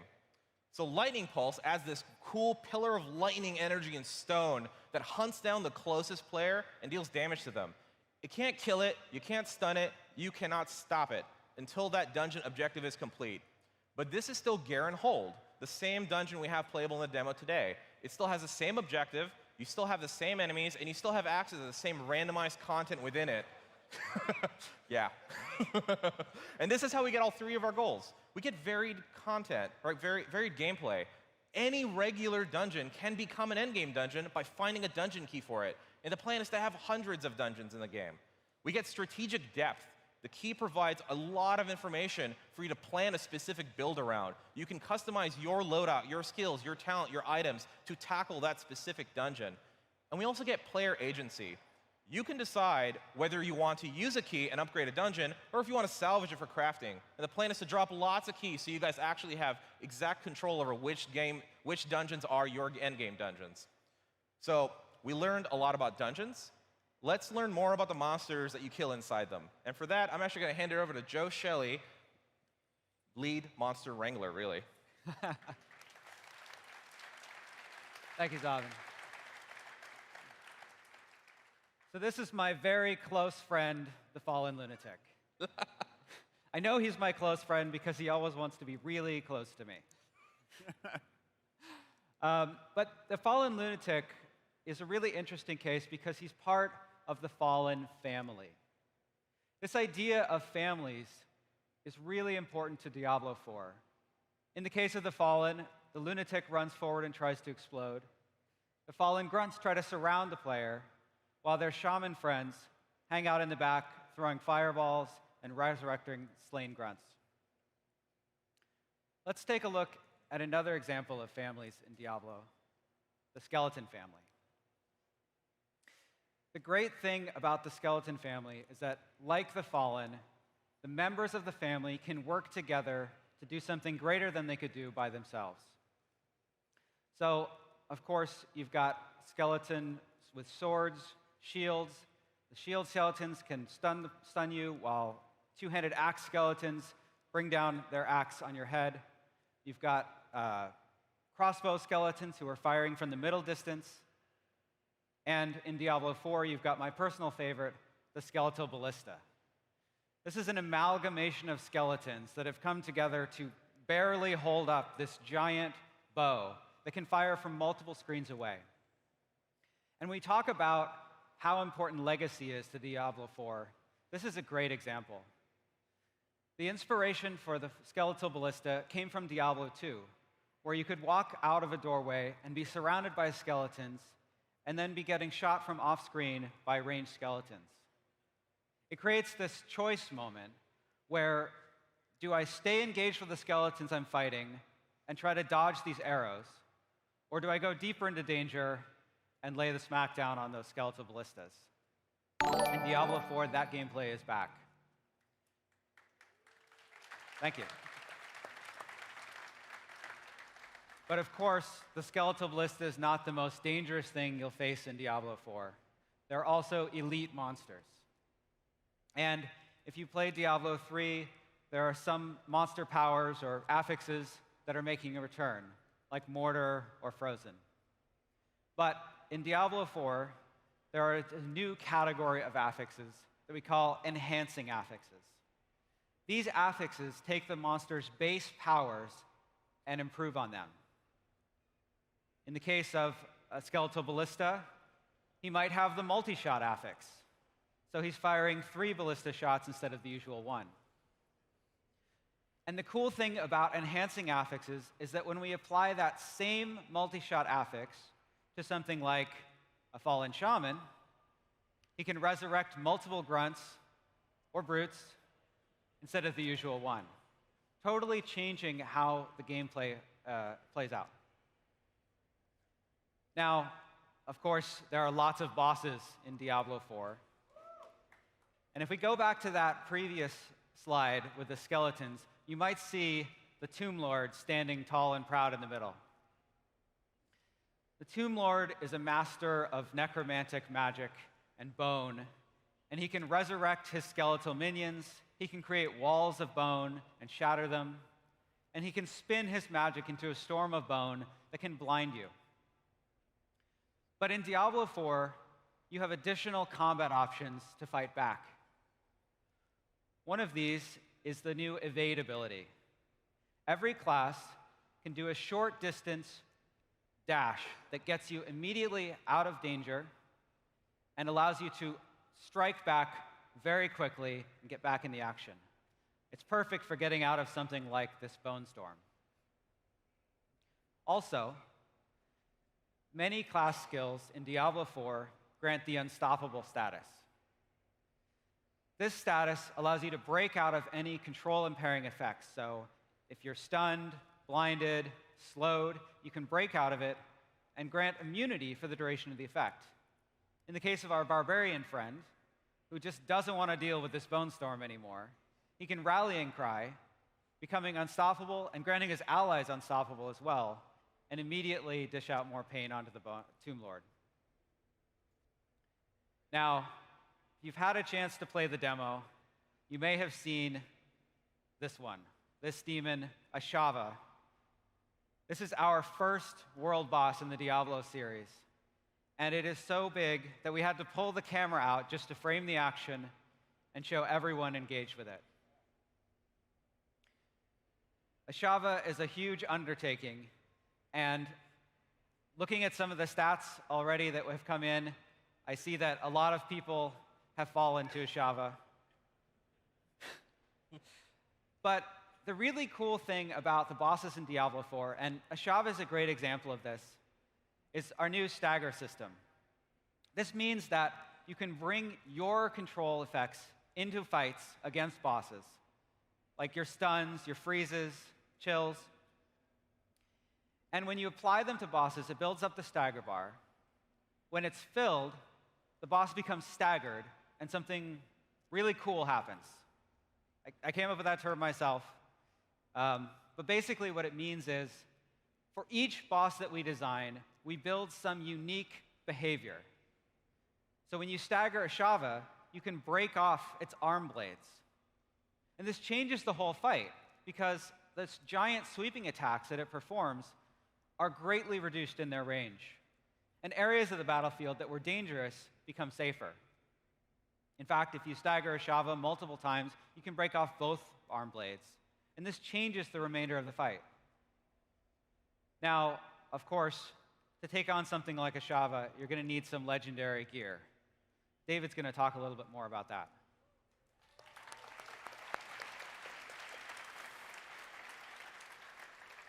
Okay, so let's take a look first at the item qualities in Diablo 4. So as you can see up on the screen, normal items are the weakest items, and the mythic items are the strongest items that we're proposing for Diablo 4. So let's take a kind of deeper look at each of these categories. So for the first three categories, normal, magic, and rare, of course, if you played Diablo games in the past, you'll notice that you have more item affixes, the higher the quality. And our main goal for item affixes is to increase the number of playstyle choices and options for players when they're picking item affixes. So, of course, we'll have a good mix of returning affixes as well as brand new ones. For example, attack speed, critical strike chance, critical strike damage, damage against faraway enemies, cooldown reduction, damage resistances, damage bonuses to specific elements, like all this stuff and more. But what I want to talk about on top of that is one of the affixes on the screen. It says +1 rank to Master of Arms on the rare amulet. It's the bottom one that you see. What that's doing is it's giving me +1 rank to one of my talent points. So what that's going to allow me to do is, as I put my talent points and pick a playstyle, I'm not going to have enough choices to go down every single tree. But with items, I can break some of these rules by getting access to talents that I normally couldn't access before, or I can use them to go past my maximum talent point through items as well. So we want to add as many of these types of affixes as possible in Diablo 4.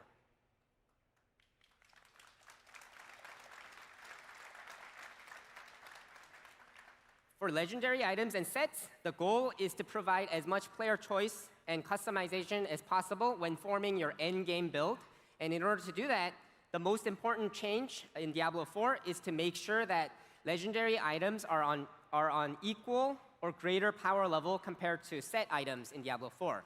This way, you'll have that full customization of picking every single slot which specific legendary power you want to use. So, So let's take a look at a simple example of customizing your playstyle through one specific simple skill in Diablo 4, as well as items that only modify that specific skill. But of course, we'll have a wide range of legendaries in the game. So this is Teleport. As you can see, pretty straightforward. You teleport to the target location, like you just saw. Say you are struggling on the defense, then you can pick something like this up. Every time I teleport, I gain damage barrier. And this one, whenever I teleport, I create this rift on the ground. Whenever I stand in it, I gain increased critical strike chance. This next one, I can use teleport as much as I want now. It has no cooldown, but it's random, and I need mana to use it. And this last one, I can cast damaging lightning nova whenever I teleport. So let's check that out. So pretty straightforward. Let's try to equip the one that lets me teleport as much as I want.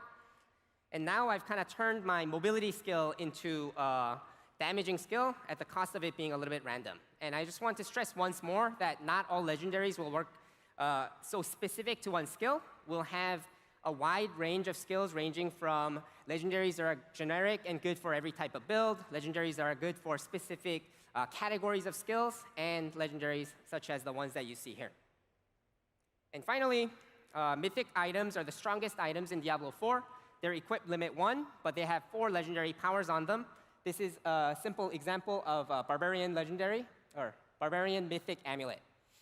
So you can look forward to more info coming in the future on the mythic items. And there are runes and rune words in Diablo 4.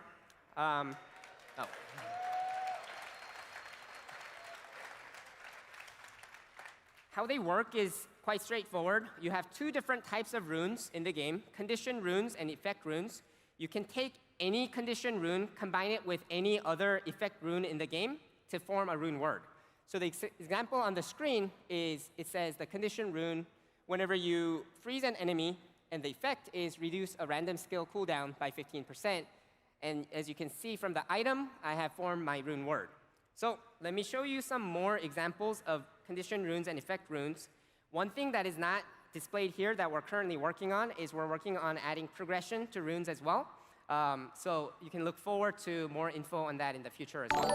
So I'll hand it back to Tim for Q&A, so you can quickly read this before he goes to the next slide. Thanks, David.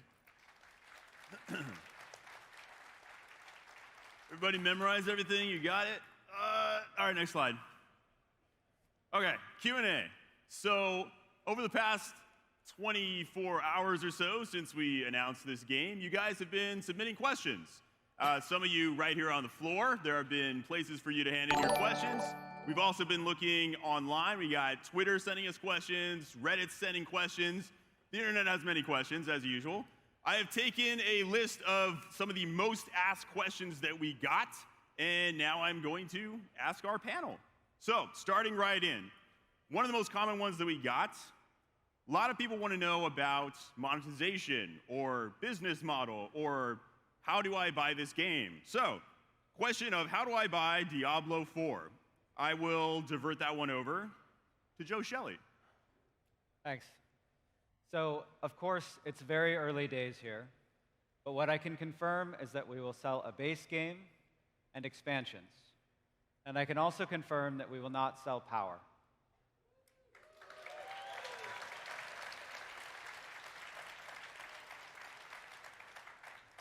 I think that's the answer they wanted to hear. Okay, on to the next one. All right, lots of questions here we saw from various sources. Customization of my build. People want to know, am I only customizing my build through the legendaries that I choose, or are there other options? That seems like a good question for David Kim. Yeah, so customization is one of the main biggest goals in Diablo 4. So of course, we'll have more options outside of just legendaries. So for example, I talked a little bit about the skill point system. As you put points into the specific skills, they will unlock brand new things. For example, the Unstoppable that Joe talked about, it doesn't appear from rank 1 of that shout. But as you rank it up, new parts of the skill are unlocked, brand new components are unlocked, as well as the power goes up. So that's one example. On the talent tree side, you can check it out in the demo to get a feel of where we're at currently. But the hope is, even if 2 players are going the same sort of build, say like we're both going a lightning build, then we have enough choices within the talent tree system for us to make our kind of adjustments that cater specifically to me and to the other person, right? And then on the item side, item affixes, we of course want to have even more choices and even more playstyle choices specifically.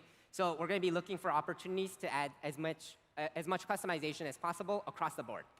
Awesome. All right, diverse answer. On to the next one. All right, so we got a lot of questions along the lines of, will I be able to solo in this game? But also, will it support a full offline mode? Tricky question. I'm going to send that one to Angela. So we are not going to support an offline mode, but as I said before, nothing in Diablo 4 is going to require partying up. You can play solo, and dungeons are private, and campaign quest areas will remain private. Okay.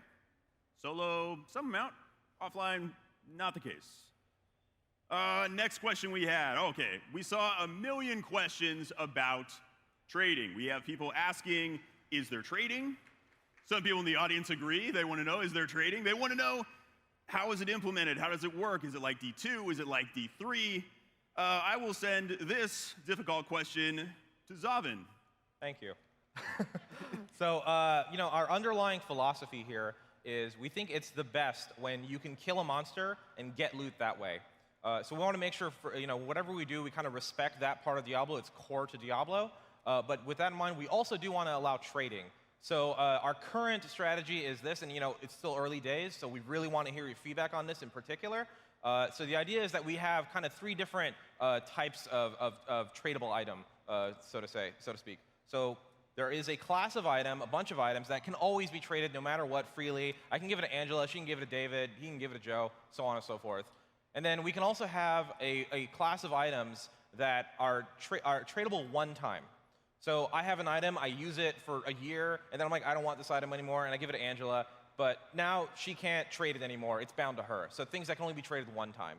And then we're also thinking that probably the highest quality, most powerful things in the game, especially in that area, there should be items that you can't trade at all, that you have to earn yourself, that you have to go do those endgame dungeons, kill monsters, etc., get that loot. So, cool. So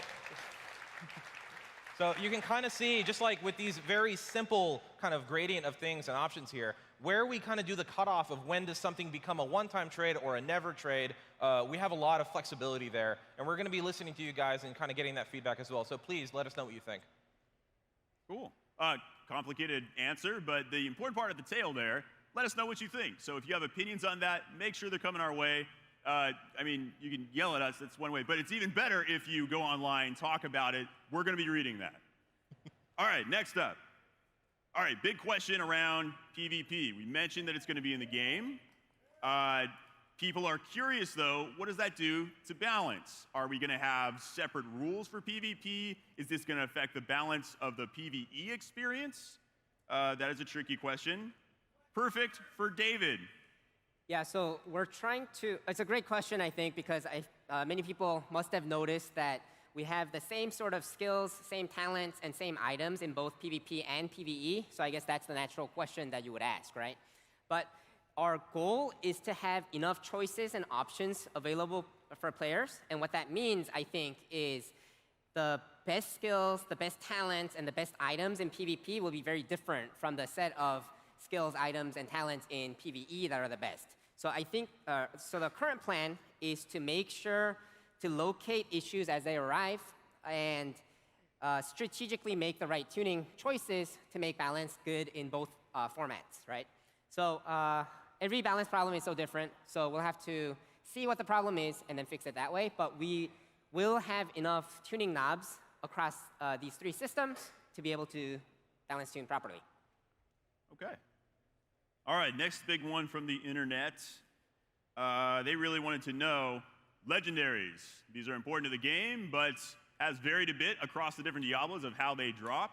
How common are they going to be? Some people even commented, is it going to be like D3, where they basically fall from the sky? Good question. Legendaries, how much are they going to drop? How big are they in my loot? Joe, can you answer that for us? So legendaries will not rain from the sky in Diablo 4. And when you are playing through Diablo 4 and you're playing harder and harder content, you're going to be getting better and better items. And because of this, we don't think that there's any need, at least currently, to modify the drop rates of legendaries as you get farther and farther into endgame. Cool. All right. Next one. All right. This is a question about speed of combat. So we've had a few people asking us in various different ways, what is the speed of combat going to be in Diablo 4? Is it going to be as fast-paced as it was in Diablo 3? Are you guys going to try and slow it down a bit? Is it more tactical? Good question. I'm going to send this one to Zavin. So, for those of you who have played Greater Rifts in Diablo 3, you might know that there's like a timer there. And one of the side effects of doing things like that, and we've learned a lot about this, is it makes you kind of want to rush through, skip things. You start getting very specific about what you want to kill and what you want to do. So for the key dungeon experience, it's the only endgame experience we can talk about right now. But for that in particular, the plan is that since we have all these various dungeons and they all have very different objectives, you need to do a different thing to complete each one of those dungeons. It's going to mean that the pace of combat and the exact thing you're really valuing in every one of those dungeons is going to be very different, particularly when you add dungeon affixes. So for example, in Domhain Tunnels, it's kill all monsters. Having the lightning pulse chase you through that dungeon, there's constant pressure. You have to kill everything to complete the objective. Comparing that to Garen Hold, where you have to find the fallen idols, you have a bit more leeway. So even just that one affix in 2 different dungeons can yield a very different experience. And on top of that, we have that short distance evade that Joe mentioned. And what that does is it really helps make a lot of the combat very intentional, particularly at higher levels of play. So you have to be very careful, very good at timing your combat and your evade skills when you're doing this stuff. So the plan is to really make it a bit more intentional experience. Awesome. I guess one thing to add is it's kind of related to what Joe was talking about of more powerful monsters drop more powerful loot. So naturally, you're going to be wanting to go and take on these really tough challenges, right? But at the same time, we believe that replayability is best when you have a varied play experience like Zavin was talking about. One of the other hooks is we're going to make sure that players at least have some hooks to be able to play different difficulty content in the end game to help with the replayability as well. All right, so it's going to take a variety of forms, but intentional combats. All right. Next up, there were a number of questions about item randomization. Are we going to have random stats on the items that are dropping, or will each item actually have static stats on it?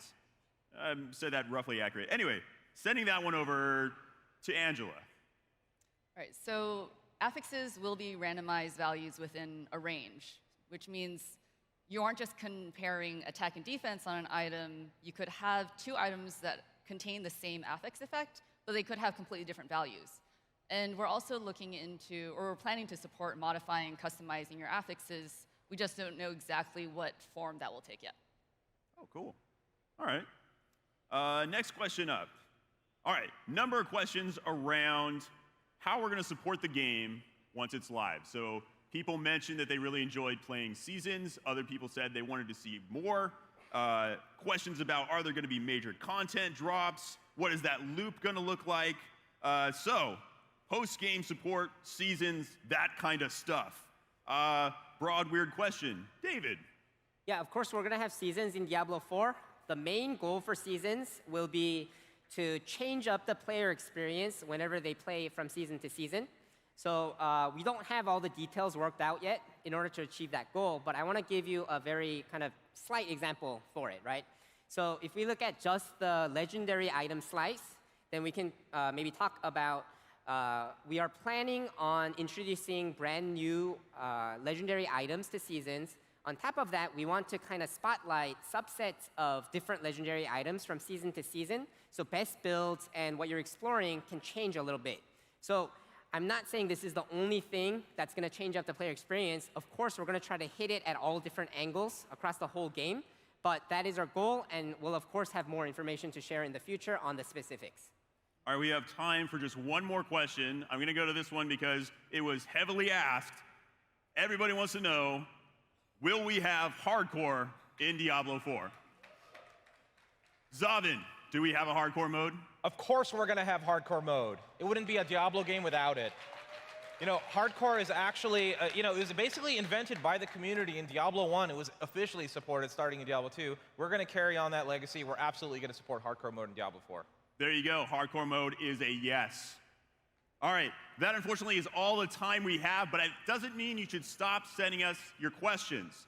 We have just started the effort of learning how to make a better Diablo 4 game. There's still a lot more game to make.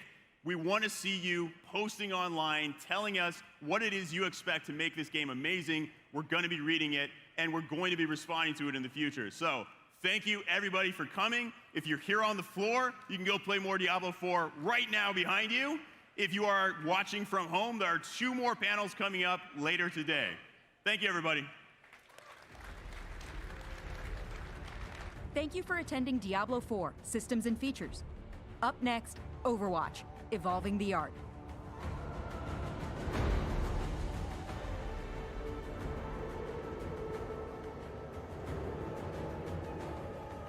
Okay, guys. Well, that ended well. Looks like we are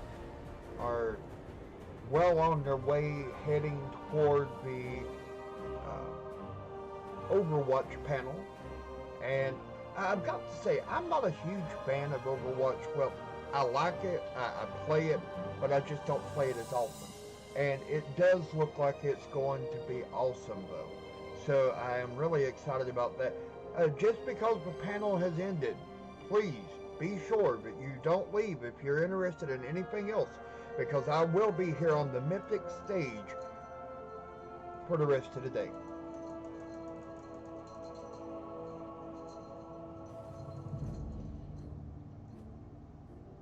Built into Streamlabs, I wouldn't be able to tell you how to do it step by step, but it will get you a lot more subs if you can figure it out.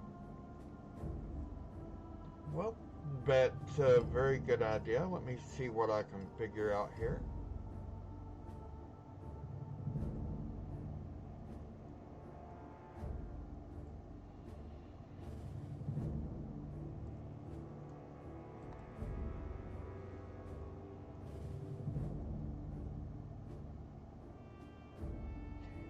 Hey, Fox Lego, stick around. It's still more to come.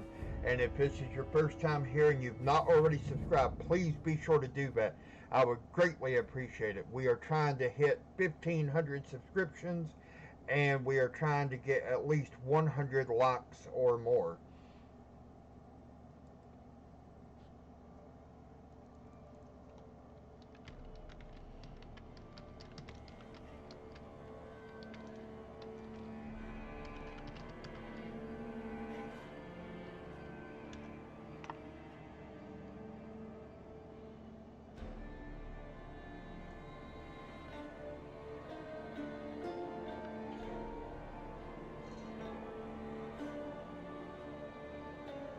And guys, I'm going to mute my mic, and you guys can go ahead and talk all over. I am in the process of trying to figure out this goal issue, and if I can, I'll be having it up just momentarily. Hang tight.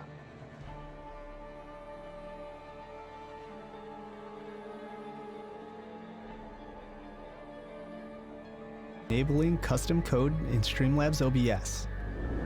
Next time, you can also try out pre-made themes by choosing from the list at the top. Click Save, and your donation goal is set up.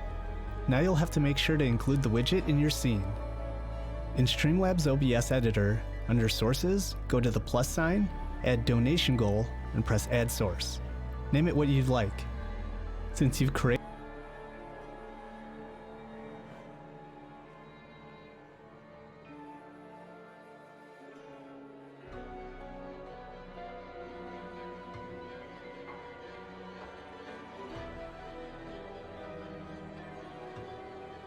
enabling custom code in Streamlabs OBS.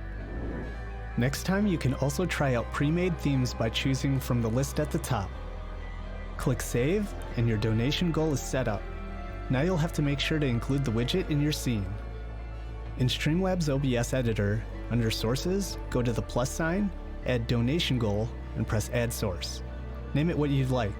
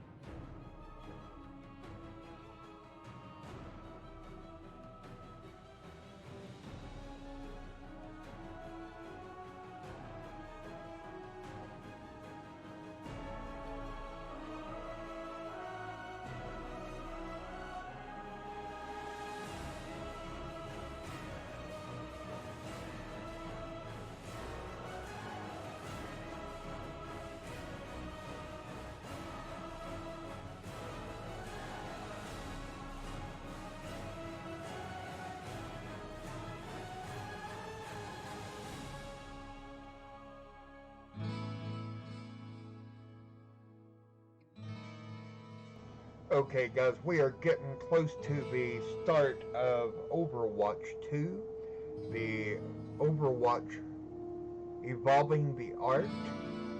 So I'm going to continue to work on this issue here, and I will be back with you guys. I'm here, so if anybody needs anything, just either message or say something in live chat to Deathhead or to myself. Thank you, and I'll be right back.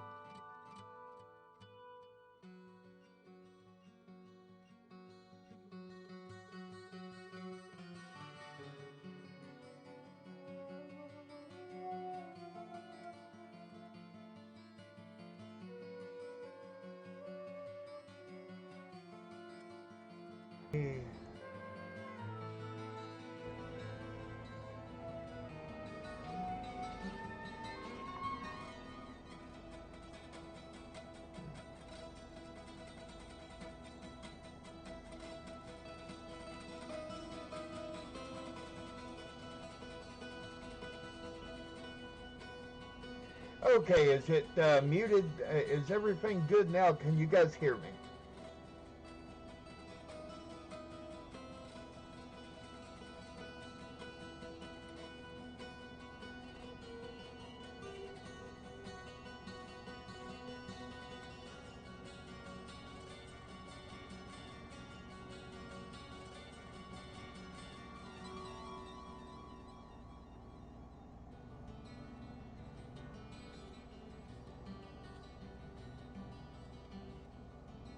Okay, it's not coming in too loud, is it? Don't want to blow your guys' eardrums out.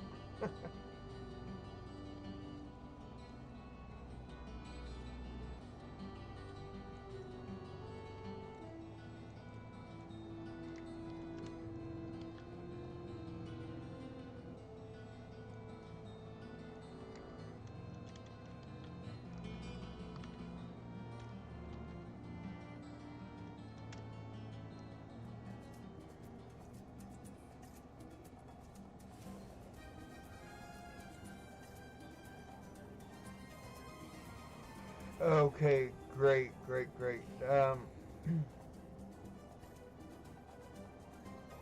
The Reforged news is coming up at 6:15 Eastern Standard.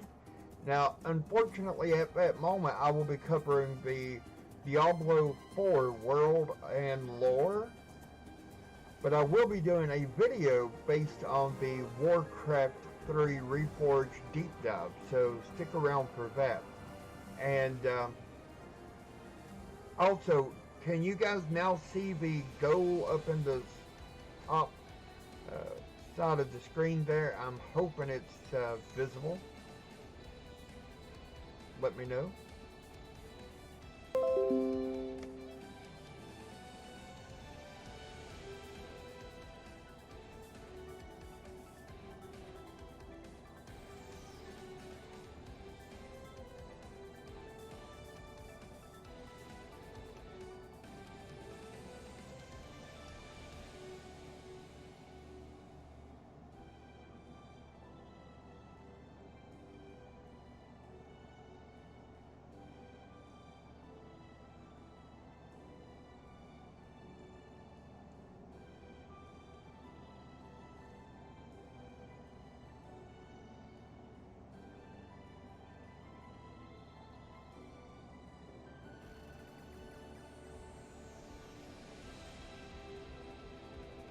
Okay, great. Thank you, Deathhead.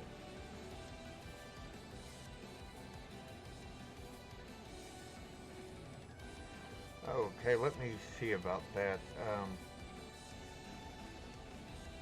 Those shouldn't be popping up anyway, so I will have to check that.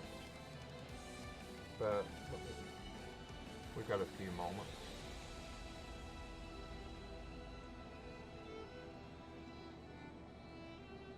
I'll just go ahead and close TSM altogether for right now. Okay. Perfect.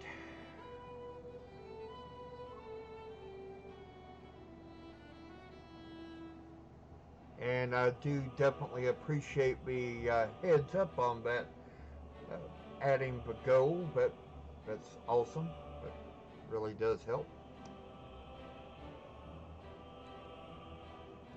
Currently, we are sitting at 1,414, and the goal is 1,500.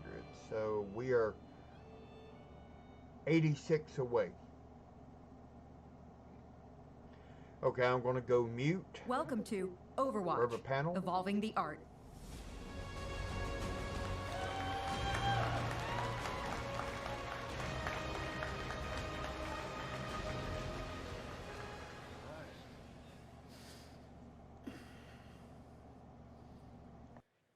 Welcome, everyone, to the evolution of art for Overwatch 2.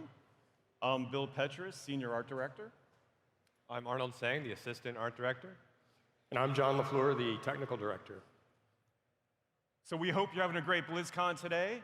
Our team has been working really hard, and we're really excited to share with you some of the ideas and sort of, I would say, special moments during the development of the Overwatch 2 art style.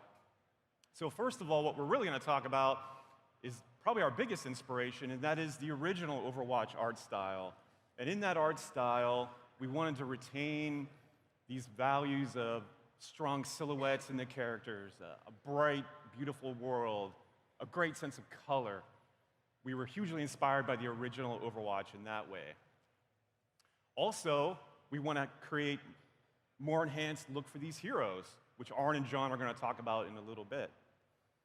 Also, we want to create a much more, I would say, in-depth thematic feeling in the world, much more areas to explore than the original Overwatch. And finally, we're going to talk about the dynamic world and how much more believable and alive this world is. And along with that, the technology as well and how that supports it. So that being said, Arn, take it away. All right, so with Overwatch 2, we're setting out to redefine a sequel. And what does it mean to make a sequel for Overwatch? Overwatch has always been about its heroes. So for Overwatch 2, we wanted to make sure that our heroes could have a fresh new look. But at the same time, we wanted to make sure that these iconic heroes were still the ones that you remember from the classic Overwatch. So, Jeff likes to use Batman as an example, but I think superheroes are actually a really great example and look into how we approach this whole process. Superhero movies like Iron Man is a good example that I like to use. You watch Iron Man 1, and he's got the classic armor. And then Iron Man 2, suddenly it's a triangle instead of a circle. And if you pay close attention, all the little details are a little bit different. And as an artist, I really geek out on that stuff. And that's something we wanted to have for Overwatch as well. Tracer, our classic hero, how could we take her, find elements that keep the spirit of the original design, and while explaining a little bit about how these characters, where are they in the story of Overwatch? So we took a different approach for every hero. You see Winston up there. He orchestrated the recall, got everybody back together. But he's got a couple of few upgrades. He's one of our most iconic characters. So we didn't want to change him too much, but if you look closely, his armor's a little sleeker, his backpack's a little more techy. He's got a little console to call on the heroes and coordinate the attacks. We also have May. It's been a long time since May, or it's been a long way from Antarctica. I think she walked all the way. Yeah. She walked, or she took the bus. I don't know what. But she's a long way from being a scientist, from being a climatologist. And that first moment, she's on that dropship with Winston and Tracer, overlooking Paris. We wanted to make sure that she was ready for battle. So we gave her a couple upgrades, made her suit a little bit more techy, a little bit sleeker, and at the same time, it allows us to show off some of the cool tech that you guys are working on. But one of my favorites is Genji. As you guys saw in the announcement cinematic that we showed yesterday, 0 hour. I can't get enough. I can just watch that over and over, and I still remember the very first time that Ben Dye and the Story and Franchise group came over and showed us the storyboards. And even in the very, very beginning, the storyboards had that moment of Genji coming out and deflecting those shots, and it was the coolest moment ever. And it has always, every time that moment comes up, whether it's from storyboards or watching the final version yesterday with everybody, I get goosebumps. And funny enough, in the storyboard, they had given him a hoodie, and he kind of comes out and takes out the hoodie. Oh, it's Genji. But at the time, it was he was only wearing a hoodie. He didn't have pants on. And so we didn't realize that Genji was actually naked this whole time. So we're like, if he's gonna wear a hoodie, you probably should put some pants on as well. Probably. So Jung Ah Lee, a talented concept artist from the Story and Franchise group, took that idea, fleshed out a concept, a design that we liked so much that we took that and we adopted that as Genji's new look. And we have a lot of cool new looks to talk about today. Here's an awesome image by one of our artists, Ness Kane, kind of illustrating Brigitte and Reinhardt arriving at Watchpoint Gibraltar after the attack on Paris. And Brigitte, she's been with Reinhardt for a long time now. They've been in many battles together. And Reinhardt, he likes to get in a lot of trouble. He does. And his armor gets dinged up all the time. And Brigitte is always constantly upgrading. But it wasn't until they got to Watchpoint Gibraltar that, now she has Winston's help. And, together, they come up with Reinhardt's, new armor. And she sprinkles a little bit more personality, of her own personality in there as well, which is really cool. We have a lot of cool new looks for the characters for you guys to check out in our demos. If you guys have played Toronto and Rio de Janeiro, you can select some of these cool heroes. We also have a sneak peek that you guys saw yesterday of Torbjorn and Bastion. Still in the concept phase, but shows a little bit about where they are in their story. Torbjorn, he chose not to answer Winston's recall. He chose to, stay at home and tinker around with his gadgets, so he's a little bit more casual, wearing something you might see him wear in his own garage or in his workshop. But then, Bastion's now with him, and together they kind of upgrade the tech side a little bit. And, Bastion even borrowed Torbjorn's hat. Yeah, I love that hat, but one of the things I really like is that 09 on you can see on Reinhardt there. Yeah, so if you guys notice, look closely, Reinhardt has this 09 on his shoulder pad, and if you guys paid attention to the original Reinhardt design from Overwatch, he has an 08 on there. So this is like the 9th iteration. Brigitte's really taking him to the next level. But there's a deeper story behind that number, and it makes me think back on Project Titan, actually, which we were all a part of as well. Yes. Back on Project Titan, there was a character called the Juggernaut, which was this big, burly, armored character, and we went through iteration after iteration on the Juggernaut designs. And by the time we got to the 8th design, that was Reinhardt. We had rebooted the team, and the project was now Overwatch, but we wanted to carry some of that legacy, all that stuff we learned from working on the Juggernaut into Reinhardt. So, Brigitte is now helping us carry that legacy forward as well with the 09 version of Reinhardt's armor. And funny enough, this version actually artistically is a little bit inspired by some of those early versions back on Project Titan. But we wanted to dive a little bit deeper into one of the characters' designs and really walk you through the process of what we were thinking about as we were designing these new looks. So Tracer, she's one of the most important characters, if not the most important characters in Overwatch. So when we're thinking of the new looks, if we could do something for Tracer, maybe we can carry that philosophy forward for all of our heroes. And like I mentioned, we always want to take things that are iconic to the characters and preserve those. For Tracer, we identified that as, one, her colors. So Tracer's colors are very iconic, not only for her character, but also for Overwatch as a whole. Overwatch, the white armor, the orange tights also happen to be the colors of Overwatch, the game. So we wanted to preserve that. We also wanted to preserve her silhouette.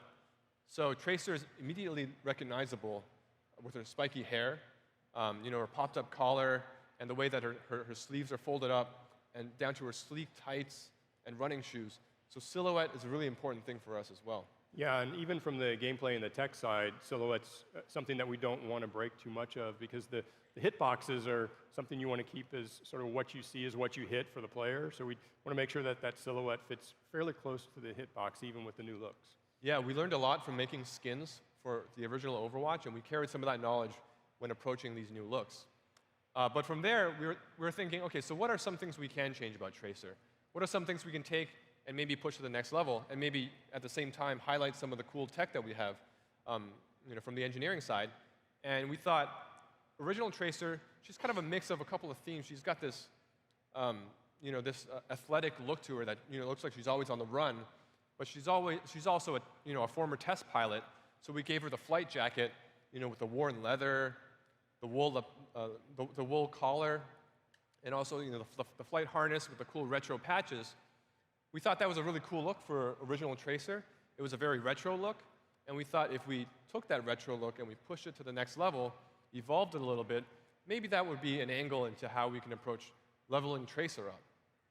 So with all that, we dived right into ideation. So this is a stage of concept where we take our initial philosophy and we try it out with different iterations.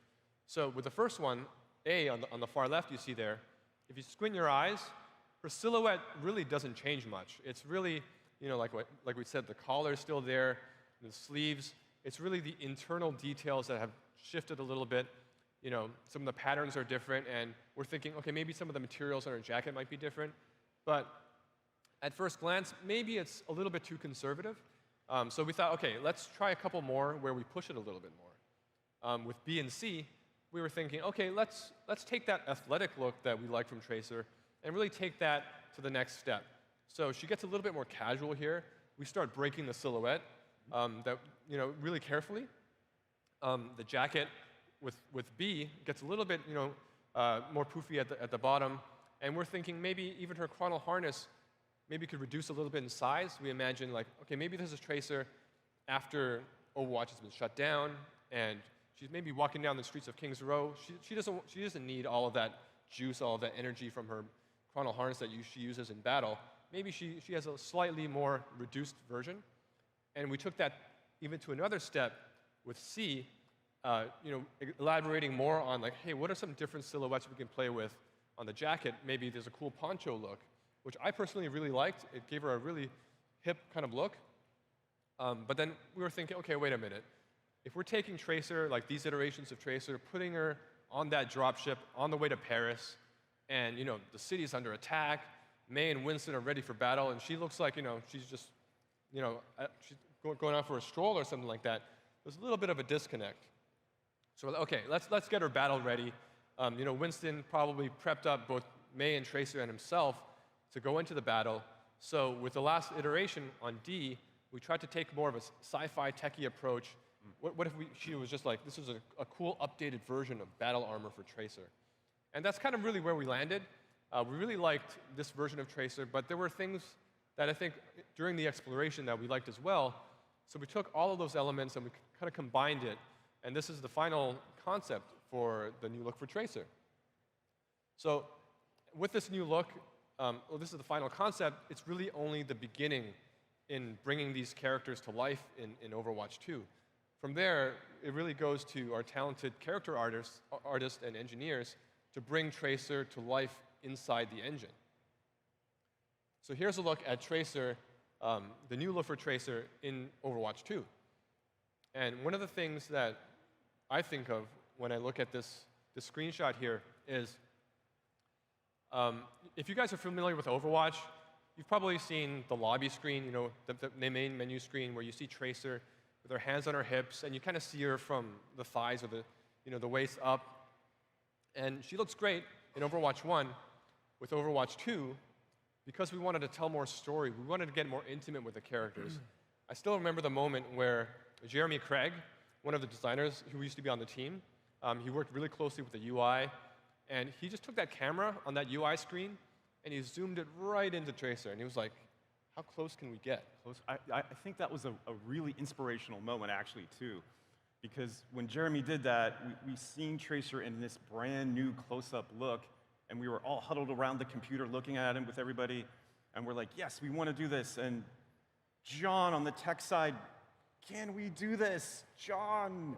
Yeah, well, when we looked at it from the technical perspective, we thought, yeah, that's really inspirational, but also perspirational, because it's going to be a lot of work. So we, if you look at that image, it's so much more detail there that you need to really make that character stand out. And luckily, we have a very talented team that works on these heroes. And Renaud Galland, our lead character modeler, and on the engineering side, we have Bruce Wilkie and Marco Alamia, who have worked tirelessly to get the character to where it is.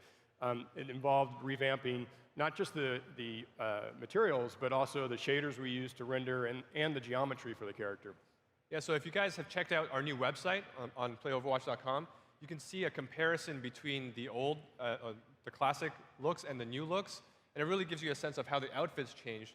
But today, we really want to get in closer and really show you, when you get up close to Tracer, the difference between Tracer from original Overwatch to Overwatch 2, and when you get to this level, you can really see the technology upgrades that we have for this new game. And one of the things that jumps out at me first is the hair. If you look at Tracer's hair from the original Overwatch, you'll notice, we designed it for in the game, she's moving really quickly. You see her from a certain distance, and it really does a good job of bringing out the silhouette that we talked about and popping the highlights. But when you zoom in, it kind of really breaks down in the sense that it doesn't feel very natural. There might be a little bit of a plasticky look to it. So, and as always, we always aspire to when we watch the animated shorts that our story and franchise development team does, to have that level of fidelity that we have in the animated shorts. And for hair, that was one of our inspirations. Like, how can we get that natural looking feel? Yeah, definitely. It plays off. I'm sorry if I'm turning around. Our monitors are off, but it definitely plays off as much softer if you look at it in comparison to our original Overwatch. And you can also see a lot of the detail in shadows. There's much more detail in the shadows around the face. And then there's some detail maps that we use to bring out the freckles on oh, thank you. Some detail maps we use to bring out the freckles on the face. And even with some of the heroes, you can see the pores. So probably our heroes are going to get a little bit subconscious about how close we're zooming in on them. But yeah, and then if you look at the eyes, we actually have new geometry for the eyes as well as shaders, and that allows us to get much more expression. As Arn was mentioning, it's really important for the story mode. And then here in the vest, you can see where the detail maps kind of play off in inside of the vest, and then even off on the sleeves there. You get much more detail, but then we look at the skin. The skin is, you can read much more out of the skin from the lighting and the environment. Yeah, the skin shader. I still remember the first time I was looking over Renault's shoulder when he was like, hey, come check this out. I got something new to show you. And he turns on the new skin shader for the first time, and all the heroes just, there's this level of believability, and this felt so much more alive and real, and it was really amazing to see it for the first time. Now, when you guys are talking about shaders, for some of the people here that might not know what a shader is. That's not you, Billy. It's not me, but could you enlighten us? Yeah, a shader is a special program that we send down to the graphics hardware, and that enables us to render each of the different materials on the jacket and the face and in the eyes in a very special way. So a lot of the effects that you get from the hair and the eyes and the way that it reflects light differently, that's all specified in those shader programs. So next, we're going to show a video that shows off some of the heroes in Overwatch 2. You might have seen this yesterday in some of the panels, and this is personally my favorite way to just look at all of these new looks for the heroes and the tech. And I just want to give a shout out to talented members of our team, Dion Rogers doing the lighting for this, Ryan Deniston on the animation and posing, and our VFX team for tying it all together. It really gives a good look at how these heroes come to life in the game.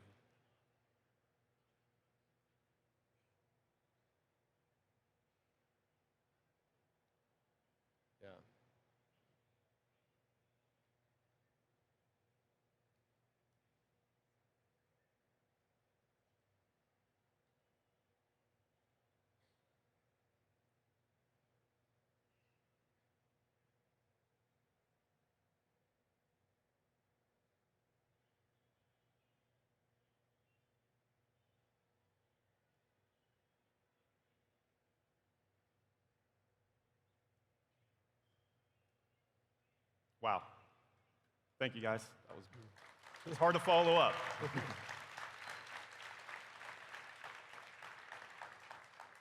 So as Arn and John are talking about the new enhanced heroes for Overwatch 2, let's talk about the environment. Let's talk about what's new in the Overwatch 2 world. So the environmental team, led by Dion Rogers and his group, we're very excited. And we want to share with you some of the inner workings of what's going on and some bullet points on some of our values that became Overwatch 2 for the environments. So for us, we're very passionate about creating even more locations from around the world, many more places globally that we can travel to for Overwatch 2. We also want to create even more memorable themes in Overwatch 2.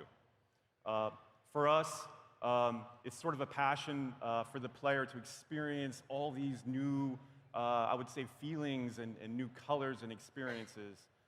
For me personally, looking back on the original WoW, which I had the privilege of being the art director on, one of the fond memories I have in working with that team was there was a zone in Azeroth, a couple of them. It was like Duskwood, Elwyn, and Westfall. And those three zones really inspired just my imagination and what world building could do to tell story for the player.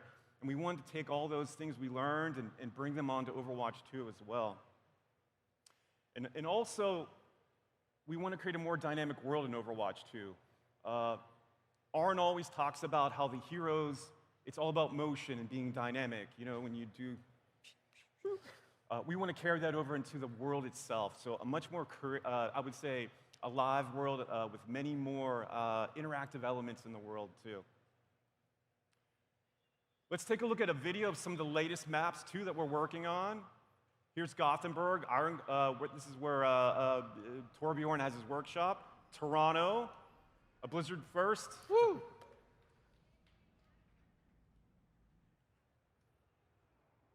Monte Carlo. There's a race car there for you, Johnny, too. Thank you. John loves racing. The club, Lucio's Club in Rio de Janeiro. The Omnix ship, also in Rio.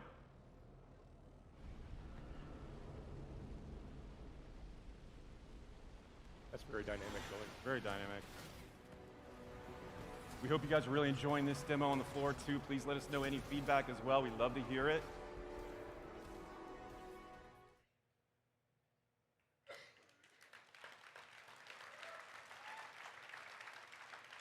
So Billy, for yes, John. For those of us that aren't artistically inclined, can you explain to us what theming is? I can certainly try. I can certainly try. So when in context of environmental theming that I was describing, all it really is creating a memorable mood or a feeling that you have as you explore through this environment. And these concepts are an example done by Patrick Fallwetter, a talented concept artist that works on Overwatch 2. And these buildings are all from Toronto. And the one on the far right there is this brown kind of classic building, and the bottom's kind of teched up. And that might be in one area of the map in Toronto, but in the other area there might be a more like futuristic design, like the building in the middle. And even color, like the blue building on the far left, actually has a different look or feel. So these are ideas and theming that we try to develop for the player as we build these maps around the world. Another example, Temple of Anubis. I'm sure people are familiar with this. 2014, Blizzcon. 5 years ago, we announced. And our first map. Yep. Arn's favorite. Yeah, one of my favorites. So on this map, actually, the values of Overwatch, the original Overwatch, we still really follow. Like, we love to have, great silhouettes. We like to have strong themes in there. But as you look at this, it's sort of all the same theme. It has this sandy, sort of ancient kind of feeling to it. It was very unique. Yeah, I think it really reminds me of when we were designing the art style guide for the original Overwatch. We had this theory where maybe if we had like the environments as a wash of color, for example, our first map, Temple of Anubis, a wash of gold, golden sand. Yes. Hanamura would be like pink, and maybe King's Row, dark blue. That we had this theory that the characters, if we made them vibrant enough, would just pop out, all in the name of readability, which is always very important to us. And then our visual effects and UI on top of that would have this layering effect. And we're thinking, yeah, the environments, they could just be one color and recede to the background. And I think there are certain things that really worked in that way for Temple of Anubis. That's why it's still one of my favorite maps. Yeah, and the interesting thing from a technical perspective is that sort of wash of color, that almost singular theme that we have. To us, it means that themes to us means more textures, it means more models, so that means more memory. And one of the values we had on Overwatch was we wanted to encourage the players to switch heroes at any moment. So we wanted to be able to leave a lot of the streaming off of the hard drive to the heroes. So if I switch a hero, I want it to be able to pop in pretty quickly. So what we did was we said, well, we're going to keep all of the map memory resident the whole time. And that meant that with the singular themes, it was much easier for us. So less themes equals less memory. So just to make things a little hard for John and his team. Yeah, I see a lot more themes there. We added a lot more themes. So in Overwatch 2, for example, on Rio de Janeiro, which I hope you guys are enjoying on the floor outside, there's a lot more themes out there. We have, still that wash of color that Arnold's talking about, but we'll have a blue wash inside the Omnic ship, or that golden dawn of a new sort of era in Overwatch on the beach. And we have many more themes in there for the players to experience, which I'm sure John and your group, you guys just attack that, No, right? that's easy. That's easy. No, when we looked at it, it's not just the themes, but the spaces in between, because as we go from one theme to the other, from a map creation standpoint, you don't want to have these themes just abutting right up next to one another. So there's spaces between those often, and so that makes a much bigger map. If you played Rio out on the floor, you'd notice that it's bigger than any of the maps that we've done before, easily 2 times. And so when we look at that, there's a couple of problems that come up. One is rendering. So if you're looking across the map, there's a lot more to render, and we want to limit that. We want to make sure that we always keep the 60 FPS that we try to achieve on our recommended specs. So what we had to do was sort of do offline calculations of potentially visible set and give the artists new tools that would enable them to help to tell us and tell the engine what can the player see at any given moment. And so we have to do that, but on top of that, there's just more themes. And again, that means more textures and more models. And suddenly we can't fit everything into memory. So a piece of technology that we're doing now is we're going to be streaming in the map data so that for these big story missions, we can have a player progress through it. Now, obviously, you're picking heroes at the beginning, so it's not as important that we support the hero switching, but we do need to support these really large maps and all these extra themes. Yeah, another thing that new themes gave us to another challenge was like unit readability.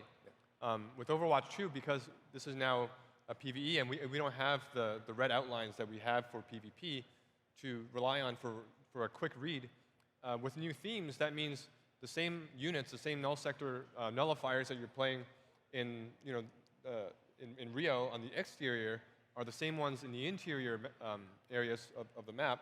And those have totally different lighting conditions, different colors, different themes. How can we create enemies that pop and are readable within all of those themes? So we look to Torbjorn Malmer, one of our engineers on the Overwatch team, an actual Torbjorn. The Torbjorn. The Torbjorn. He helped us out with some new technology that helped pop these characters out, taking a little bit of the information around them and just boosting that light on those characters. And if you look at the nullifier on the screen here, and those power generators beside them, those are actually the same color, but then with the lighting boost, it really helps the enemy units pop out. An interesting note on the development of this Rio de Janeiro experience. Originally, the entire map was at night. And we have a little video of this in a little bit, but the interesting thing is as we were playing it, on the art side, a lot of feedback and readability feedback is everything's blue. Yeah, Billy, it turns out that moonlight bounces blue everywhere. So you did your job very well. And everything was blue. The engine's working. But then we were like, well, we actually want not everything to be blue. We would like a more thematic change, so we changed the exterior light of Rio to this dawn, golden kind of feeling for the player to show this hope inside the map. And then we still kept the blue sort of tone inside the Omnic ship, the ominous feeling. So we got kind of the best of both in there. Yeah, and that really helped with the outdoor areas. But as Arn mentioned, that we still had the units that were in the shadows that weren't reading as well. So we had to introduce this technology to sort of brighten those enemies up. But that wasn't everything that we introduced. Obviously, a big thing that Billy talked about was having much more dynamic environments. And for us, that's something that's a little bit new, because when we set out to do original Overwatch, most of the maps there, we really saw them as PvP playgrounds from a gameplay standpoint. And because of that, we didn't really want to put a lot of distractions in there that would distract from that gameplay.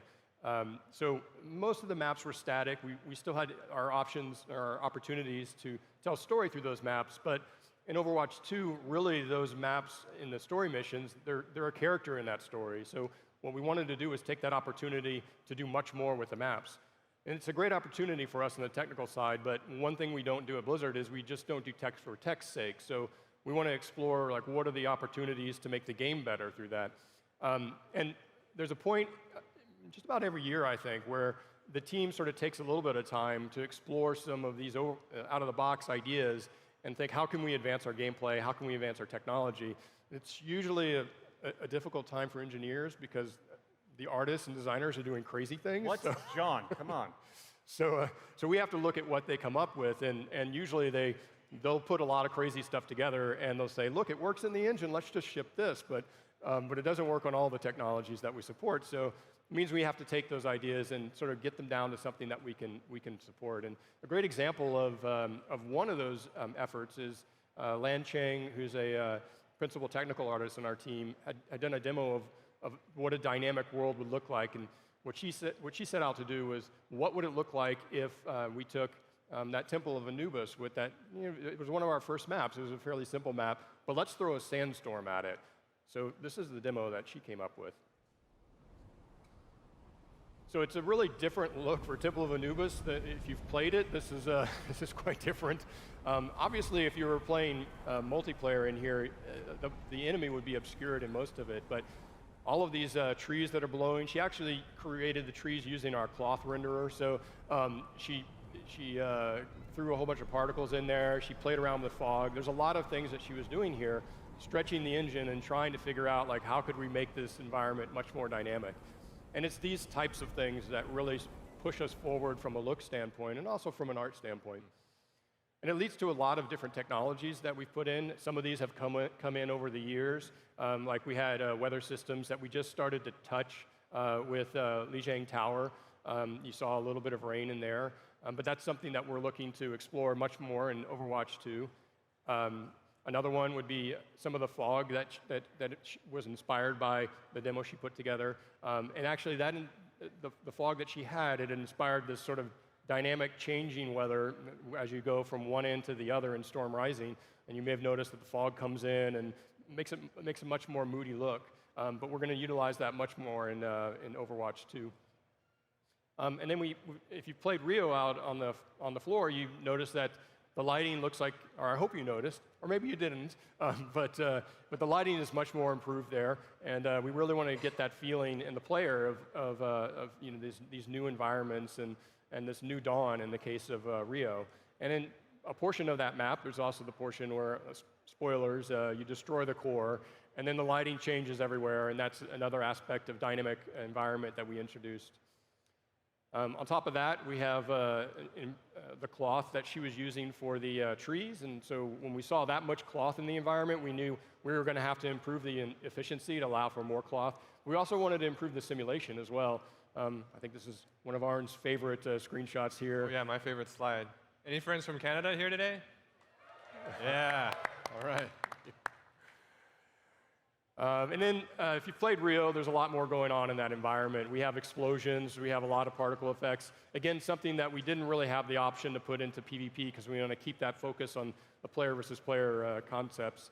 But these are all opportunities when we're exploring how we can expand the art and how we can expand the engine to add a whole bunch more to the environment. But beyond that, we have this example from Rio of where we've pulled all that together, and you can kind of see like the particles and the trees using the cloth and all the additional effects.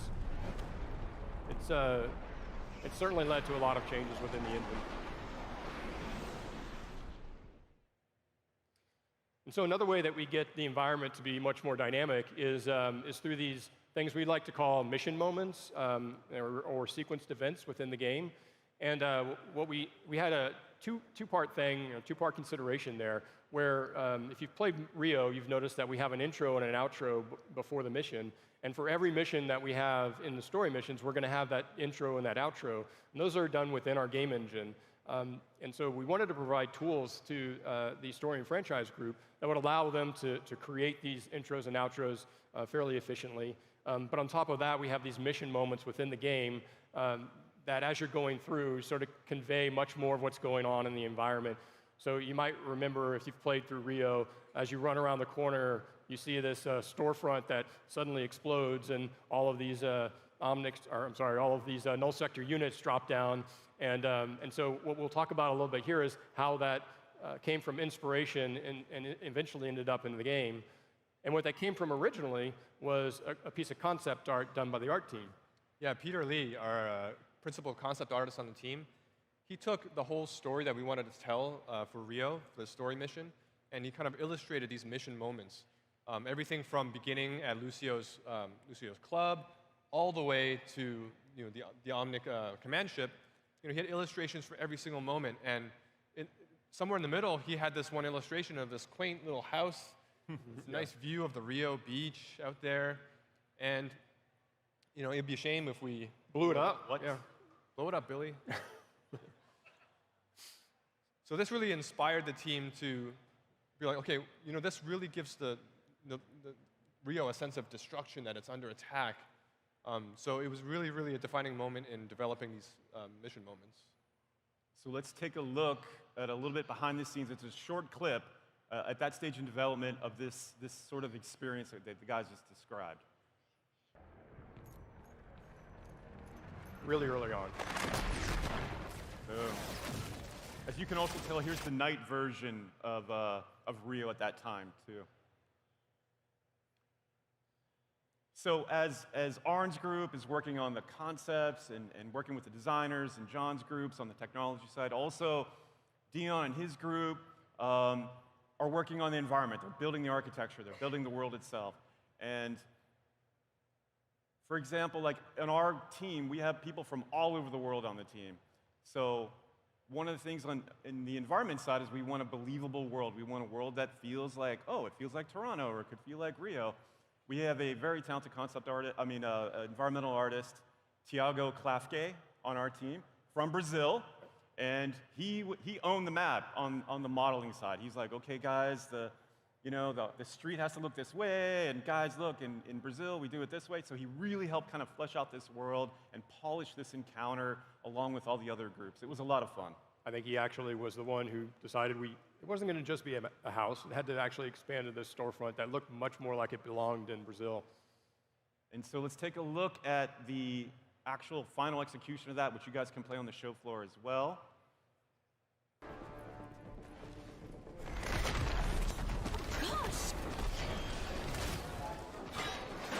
Took forever to get that record to roll down the street there. Every day we'd come in the office and go, did the record roll down the street? Yeah, Johnny. So that's a glimpse into how we've been evolving the art for Overwatch 2. We hope that you enjoyed it. We're certainly excited to show it to you. One of the biggest things I'm excited about as a gamer is we've wanted to, since the beginning, since we started on Overwatch, we've wanted the ability to convey much more of the story in the environment. We've been very, jealous of the cinematics team as they get to make all these cool story moments. And so I'm pretty excited to get together with my friends and play through the story missions and play through the hero missions. I think for me, that's going to be a really exciting moment. Yeah, for me, as an artist who works on the characters, it's really exciting to take these characters that we know and love and see and challenge ourselves into how we push them to the next level, how we bring them to the next chapter of Overwatch.